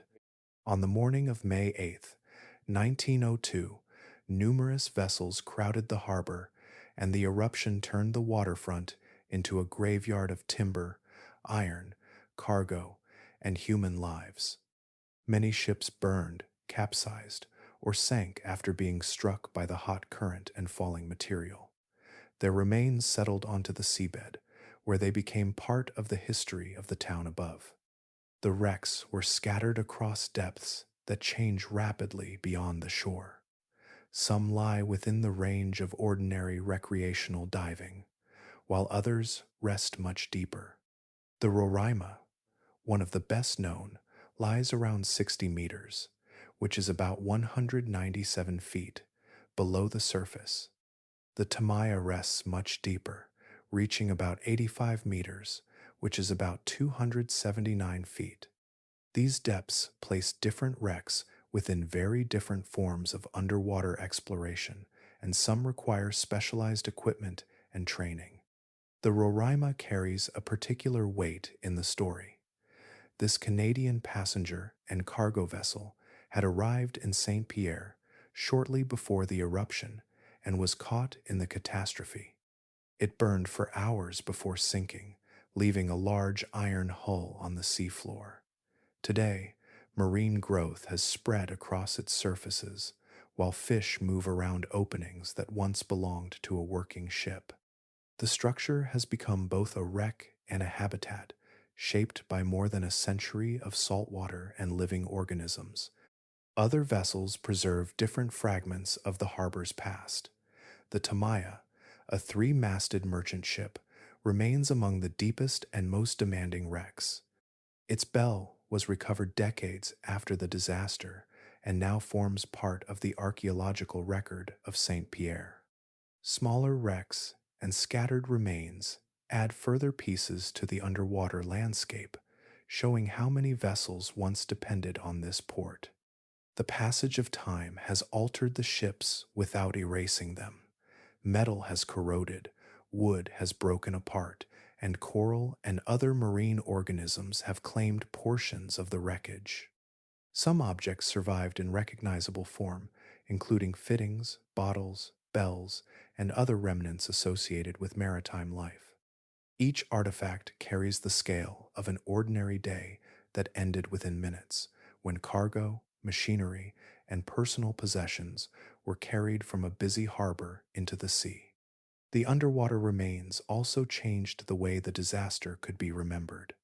Beginning in the 1970s, and especially during later exploration, divers located and documented wrecks that had remained known mainly through local knowledge. Archaeological investigation gradually turned the harbor into a historical site as well as a diving destination. Today, St. Pierre's wrecks are among the most distinctive maritime remains in the Caribbean, combining volcanic history with archaeology and marine life. For divers, the experience is unusual because the wrecks are historical evidence rather than isolated curiosities. A hull, a bell, or a bottle can connect the underwater site with the people who worked aboard these vessels and with the port that depended upon their arrival. Above the water, the modern town preserves another layer of the same story. Below it, the ships remain where the eruption placed them, surrounded by the sea that has carried them through more than a century. The harbor therefore holds two versions of Saint Pierre at once, one rebuilt on land and another resting underwater, where the vessels still mark the final morning of the old city. The first lesson of Pelée was eventually given a permanent address.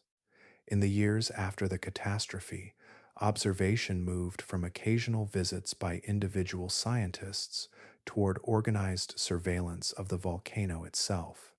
Alfred Lacroix helped establish an observation post on Martinique soon after the eruption, beginning a tradition that would later develop into a dedicated observatory. The change was modest at first, yet its meaning was profound.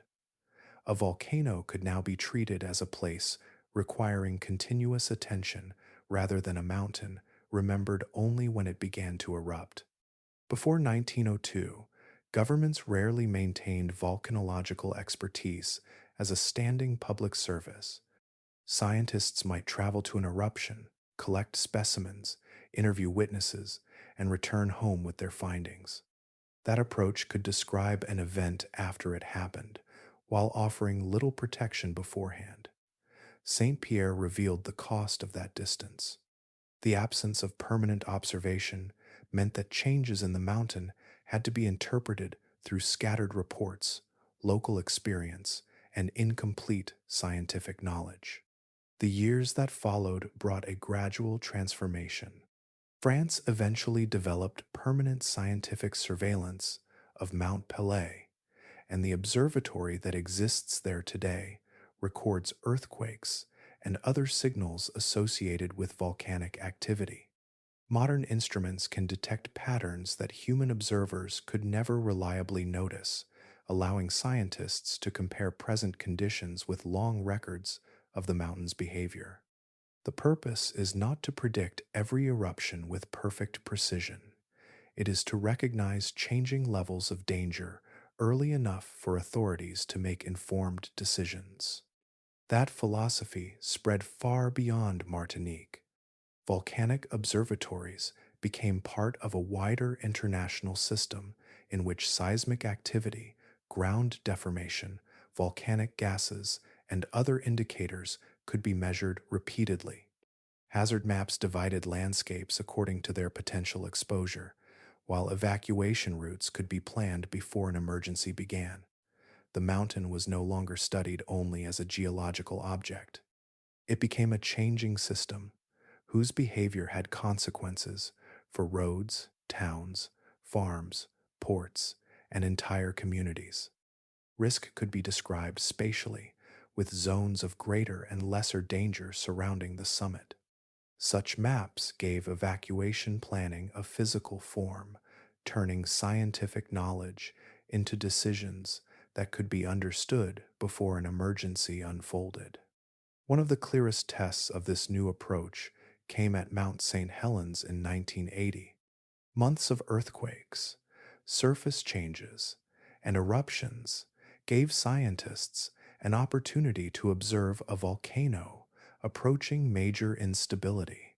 When the northern flank collapsed on May 18th, a lateral blast swept outward across the surrounding landscape. 57 people died, a tragic loss that still marked the eruption as a major disaster. Yet the toll would have been far greater without restricted access and evacuation measures based on scientific assessment. The eruption also became one of the most closely studied volcanic events in modern history, providing detailed evidence about lateral blasts and mountain collapse. The contrast with Saint-Pierre spans 78 years, but the deeper difference lies in preparation. Pelée helped reveal what could happen when a volcano was treated as an occasional curiosity. Mount St. Helens showed what became possible when scientists watched a mountain as a living process, gathered evidence continuously, mapped danger in advance, and worked with officials before the decisive moment arrived. From that change came a new relationship between volcano and society. The mountain remained unpredictable, but the people around it no longer had to remain uninformed. A map can become a warning long before it becomes a decision. In 1985, scientists studying Nevado del Ruiz in the Colombian Andes had already traced one of the most dangerous paths the volcano could create. The mountain rises to 17,717 feet above sea level, and signs of unrest had persisted for more than a year. The evidence was accumulating, yet the distance between scientific knowledge and public action remained dangerously wide. A volcanological team, including scientists from the United States, produced a hazard map that identified Armero as a place exposed to a possible lahar. The town held roughly 29,000 people and occupied low ground along river valleys descending from the volcano. The map was completed and delivered to Colombian authorities in October, 1 month before the eruption. Its lines represented a physical chain of events: volcanic material entering ice and snow, water surging into channels, and mud traveling towards settlements below. On the night of November 13th, the mountain erupted. The explosive material itself was relatively limited compared with the devastation that followed. Heat from the eruption melted substantial portions of the summit ice and snow, sending water mixed with volcanic debris into the valleys. These lahars gathered volume and momentum as they traveled downhill, filling river channels with a dense mixture of mud, rock, water, and shattered volcanic material. Around 11:35 in the evening, a lahar reached Armero at roughly 30 miles per hour. The town had little time to respond. Buildings disappeared beneath the moving debris. Streets became channels, and approximately 23,000 people died from a population of about 29,000. The scale of the loss was enormous, yet the physical mechanism had already been anticipated on paper.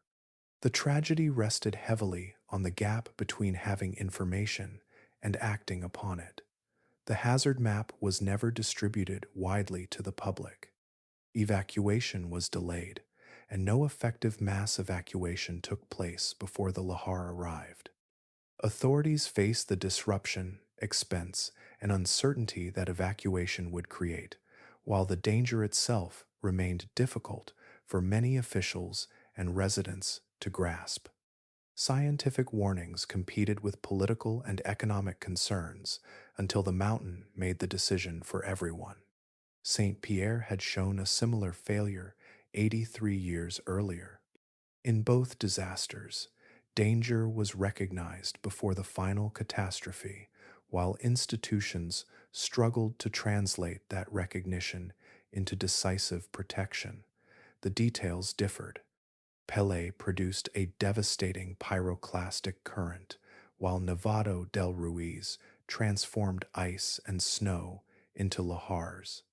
One disaster consumed a coastal city within minutes, while the other followed river valleys into a town far from the summit. The common thread was the distance between warning and action. The aftermath reached beyond Colombia. The scale of the loss helped strengthen international cooperation in disaster preparedness and contributed to the creation of the International Decade for Natural Disaster Reduction. Volcanic hazards increasingly became matters of public communication, mapping, evacuation planning, and shared responsibility. Armero, therefore, remains more than a record of a volcanic eruption. Its hazard map had already described a possible future in careful scientific language. The map existed, the settlement existed, and the warning existed. What failed was the passage from knowledge into action, leaving thousands of people inside a danger zone that science had already drawn. A century after Pelée reshaped Saint-Pierre, the mountain is being watched with instruments sensitive enough to detect changes measured in centimeters. In 2026, Mount Pelée remains under a yellow alert, the second level of a four-color system. The present phase of reactivation began in 2019, when volcanic seismicity rose above the long-established background level. The change has persisted, giving scientists a long sequence of observations. During the final week of July, the Volcanological and Seismological Observatory of Martinique recorded 124 volcanic earthquakes between July 24th and July 31st. The previous week had produced 45. Across the 4 weeks ending July 31st, the observatory counted 331 volcanic earthquakes. Most were shallow, clustered less than 2 kilometers beneath the summit, which is about 1.2 miles, and none was felt by people on the island. The numbers describe movement inside the mountain. Another signal comes from the shape of the summit. Since May, instruments measuring ground deformation have detected movement across the upper part of the volcano. The latest observations indicate displacement rates reaching about 1.2 centimeters per month, which is about zero point 0.5 inches. Scientists interpret the pattern as inflation of the volcanic edifice produced by a pressure source roughly 1 kilometer beneath the summit, which is about 0.62 miles. The ground is moving outward as the system below changes. These observations have led to careful language from the observatory. The probability of an eruption in the short term remains low, while an evolution over the medium term cannot be excluded. Volcanic unrest can continue for years without becoming an eruption, and periods of increased earthquakes can rise and fall as fluids circulate through fractures and heated rock. The instruments therefore provide a record of changing conditions, not a countdown to a particular day. The yellow alert has been in place since December 4th, 2020, when authorities raised it after the increase in volcanic seismicity became clear. It represents vigilance, not an evacuation order. The monitoring network now combines seismic stations, deformation measurements, gas observations, and other forms of surveillance, allowing changes to be compared against years of accumulated data. Around the mountain, the human landscape is very different from the one that existed before May 8, 1902. Martinique now has roughly 400,000 residents, more than twice the population of the island at the beginning of the 20th century. Roads, buildings, ports, tourism facilities, and coastal development occupy a far more complicated landscape. Saint-Pierre itself remains in essentially the same relationship to the volcano, preserving a geographic vulnerability that technology cannot move. A major eruption would also extend beyond the island. Volcanic ash entering the atmosphere could disrupt aviation across the eastern Caribbean, with consequences reaching international air routes. The modern mountain therefore exists within two overlapping systems, one geological and one human. Instruments can detect changes deep inside Pelée, while communities and aircraft depend upon decisions made from those measurements. In 2026, the mountain is giving scientists more information than it gave their predecessors. The challenge lies in understanding what those signals mean and acting with care when the evidence begins to change. Modern instruments have changed the relationship between Martinique and Mount Pelée. Seismographs can register small earthquakes deep inside the volcanic system. GPS stations can detect movements of the ground measured in fractions of an inch, and gas instruments can trace changes in sulfur dioxide, carbon dioxide, and hydrogen sulfide. Infrared satellite images can reveal shifts in surface temperature, while changes in crater lake chemistry may provide another clue to movement below. Each signal is a piece of a larger pattern, allowing scientists to watch processes that once passed entirely beyond human perception. The observatory can now follow these signals continuously, comparing each new measurement with years of accumulated records. Seismic swarms may show that fractures are becoming more active. Ground deformation can indicate that magma or volcanic fluids are pressing into the upper part of the system.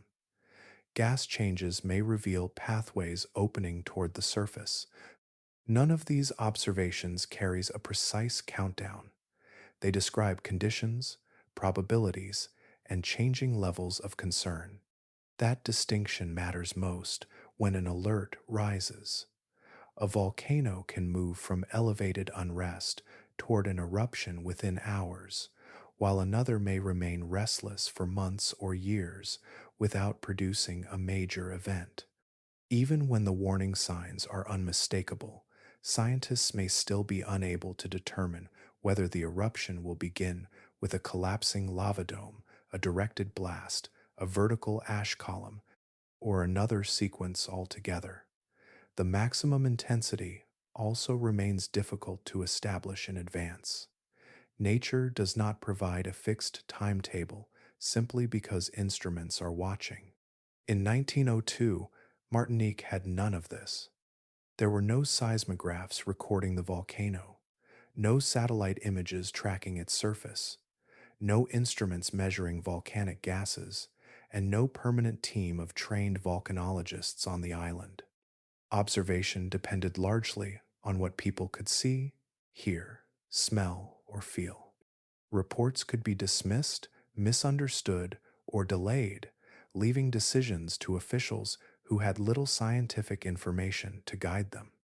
Today, the Observatoire volcanologique et sismologique de Martinique operates around the clock, receiving real-time information from a network of instruments around Mount Pelée.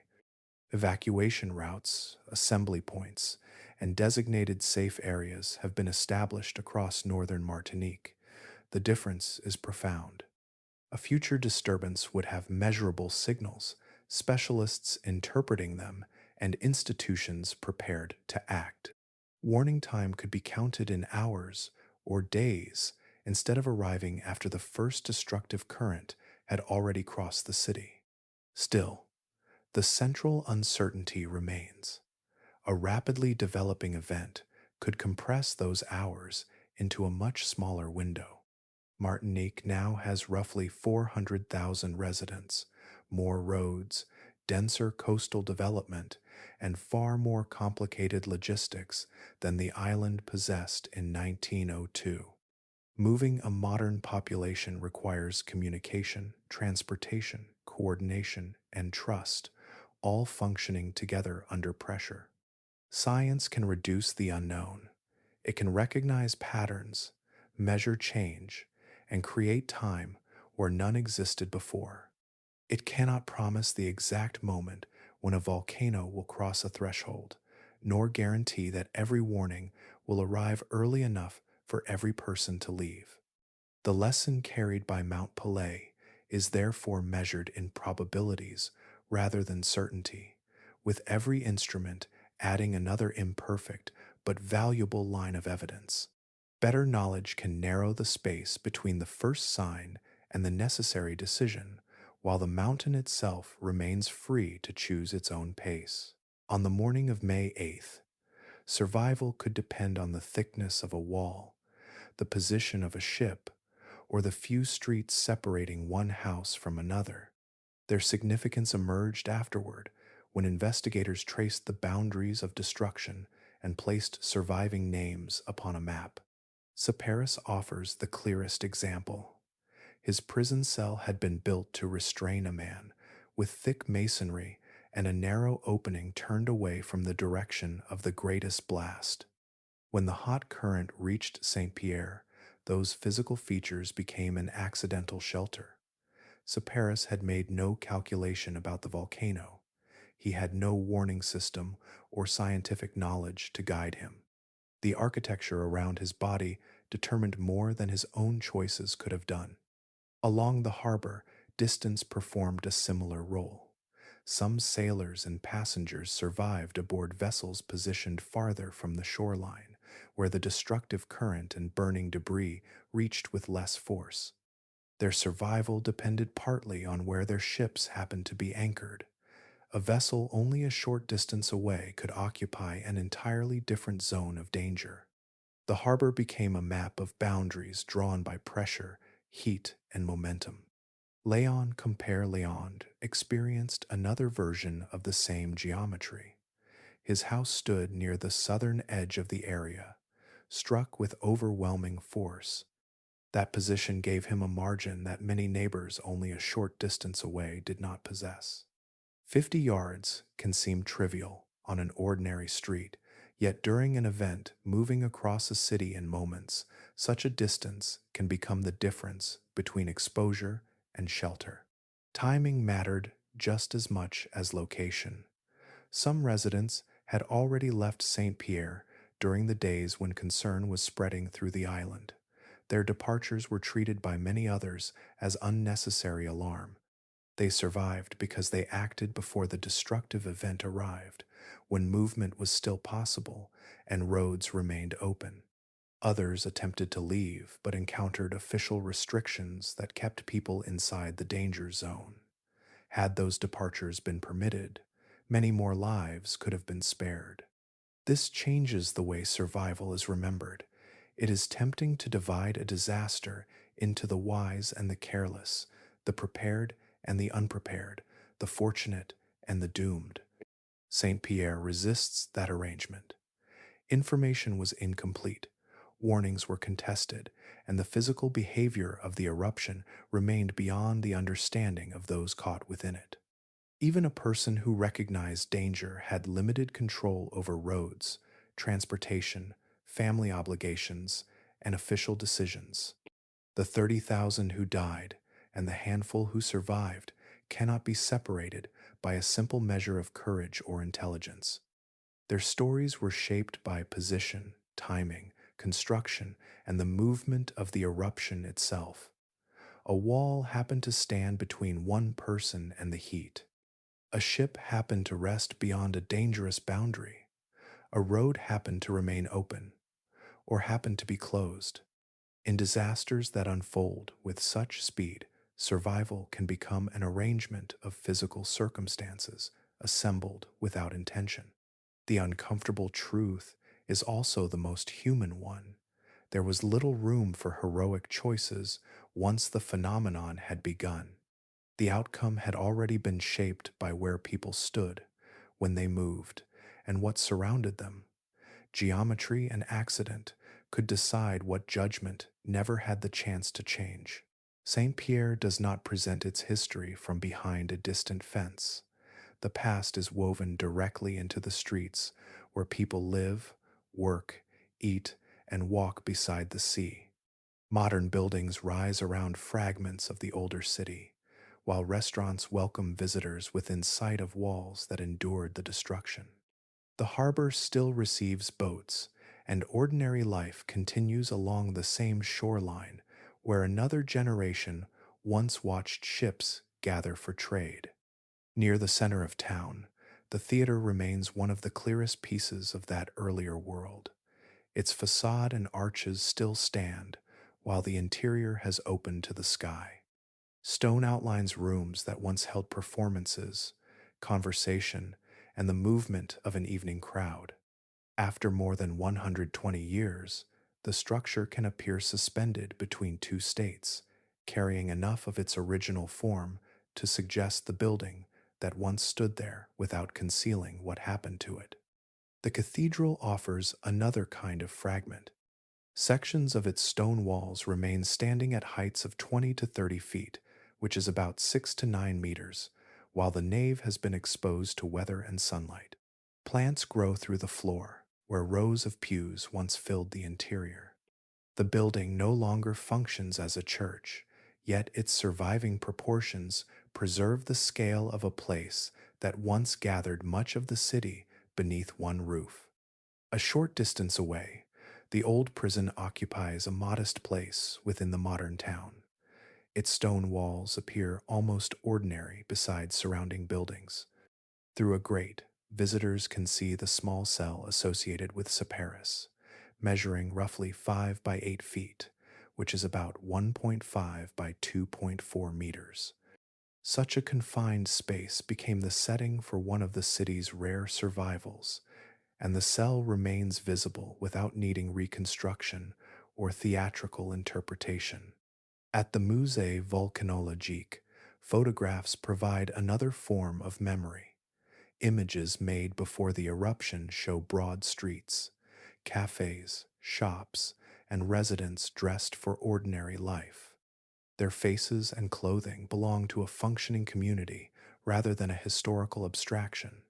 Beside them, photographs taken afterward show a landscape of debris with isolated walls rising from the ruined city. Placed together, the images allow the same streets to appear twice, first as a living place and then as a collection of remnants. The harbor carries this layered history farther offshore. Above the water, it serves the present day, with boats moving through a working port. Below the surface, wrecks from the morning of May 8th remain among marine growth, their hulls incorporated into a different environment. More than 120 years have passed since those vessels were part of the city's daily rhythm, yet their presence connects the modern harbor to the moment when Saint-Pierre's commercial life was interrupted. That is what makes the city unusual. Memory here does not require separating the past from the present. A person can walk past an old wall, enter a restaurant, watch boats cross the harbor, and continue along streets shaped by generations who came afterward. The ruins have become part of the architecture of daily life. Saint Pierre remembers through stone, photographs, surviving structures, and the spaces between them, where the vanished city remains interwoven with the one that lives there now. Mount Pelée leaves behind a question that reaches beyond geology because the mountain itself has never been responsible for deciding what people do with a warning. The 36 days of signs before May 8th were genuine. The danger was genuine as well. What changed their meaning was the chain of human decisions surrounding them. Residents relied on officials, newspapers, and established authority, and many were assured that remaining in Saint Pierre was reasonable. Their confidence belonged to the institutions around them, and that trust shaped the choices made in homes, streets, workplaces, and families. That distinction matters when disasters are examined from a distance. People who remain after a warning are often described as careless, yet decisions made before catastrophe rarely come with complete information. In Saint Pierre, official reassurance competed with visible signs of danger. Economic concerns also mattered, since the city was central to Martinique's commercial life. The cost of disruption was immediate and measurable, while the possibility of an unprecedented eruption remained difficult to place within ordinary experience. The same tension has appeared in disasters that followed. Scientific knowledge can identify a hazard, estimate possible consequences, and describe conditions that deserve attention. The harder step begins when that information enters government offices, businesses, schools, families, and crowded roads. Someone must decide when an alert becomes an evacuation.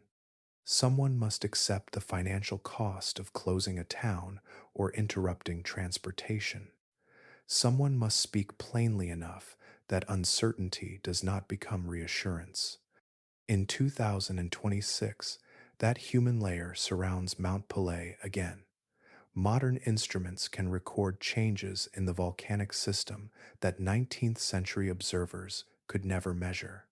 Ground deformation, earthquakes, gases, and other signals can be compared continuously, giving scientists a much richer picture of what is happening underground. Yet, information still requires interpretation, communication, and action. A warning can move through an institution in minutes, while moving hundreds of thousands of people requires roads, transport, shelters, coordination, and public trust. Every additional step introduces another place where uncertainty can be softened, misunderstood, delayed, or transformed into hesitation. The population now living across Martinique is approximately 400,000. That is a far larger community than the island contained in 1902, with dense infrastructure and many more systems that depend on one another.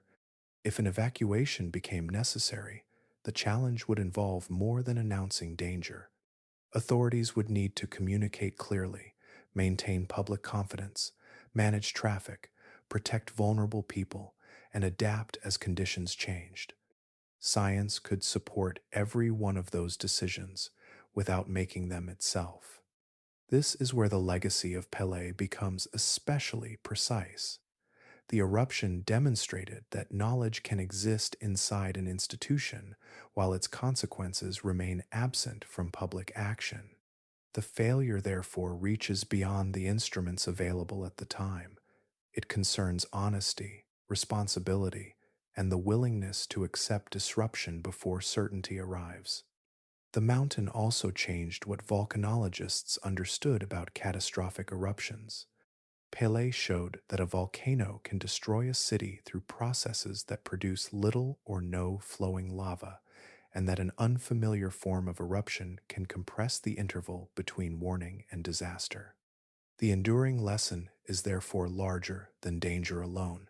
It reaches into the space between what experts understand and what communities are prepared to do with that understanding. A warning becomes protection only when people receive it, believe it, and have enough time and means to act. There is no final page in the story of Mount Pelée. The mountain remains above Saint-Pierre, and its instruments continue to register changes within the volcanic system. By July 2026, monitoring stations were still recording earthquakes, while global positioning measurements showed movement around the summit. The alert remained at yellow, a designation that marks elevated unrest without declaring an eruption imminent. For the people living nearby, the mountain belongs to the present tense. Saint Pierre itself has become smaller in population, but richer in memory. Around 4,000 residents live among fragments of the city that existed before the eruption. The number is a fraction of the community that once filled its streets, yet these residents inhabit the same coastal setting and walk past structures that connect their daily lives to 1902. The prison cell associated with Cyparis remains visible. Theater walls still rise above the surrounding streets. The cathedral nave remains open to the sky. Farther offshore, ships lost during the catastrophe continue to rest on the harbor floor.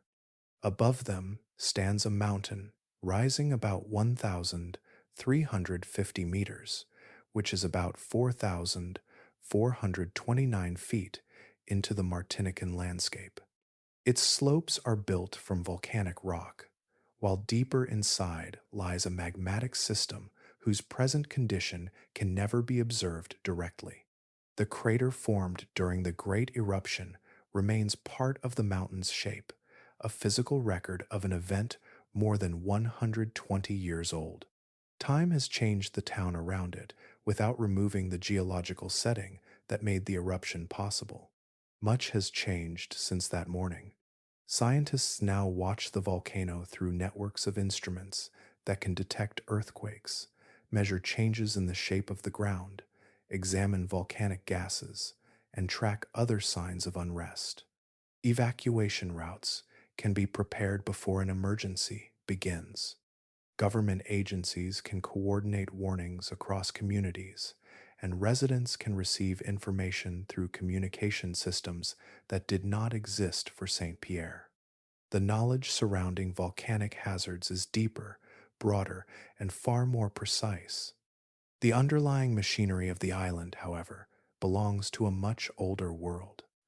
Martinique remains part of a region shaped by the subduction of the Atlantic plate beneath the Caribbean plate. That movement feeds the volcanic processes associated with the Lesser Antilles and continues to operate whether people are watching or not. The mountain, therefore, carries the same fundamental geological relationship that existed in 1902. Its chemistry has changed through time, its surface has weathered, and its surrounding society has transformed, yet the tectonic setting remains. Tonight, the instruments on Pelé's slopes continue their work. Somewhere in the monitoring network, a signal is recorded, measured, compared, and stored. Across the island, people sleep in homes, hotels, and neighborhoods built around a mountain that has already erased a city once. Saint-Pierre lives beside its ruins, and Martinique lives beside the volcano. The future cannot be read from every movement beneath the crater, nor can every warning tell us exactly what will happen. What can be known is more modest and more useful. The mountain is still there, the instruments are watching. The people are still there too, living within the same landscape, carrying forward a city that remembers what happened when the earth moved without waiting for anyone to be ready.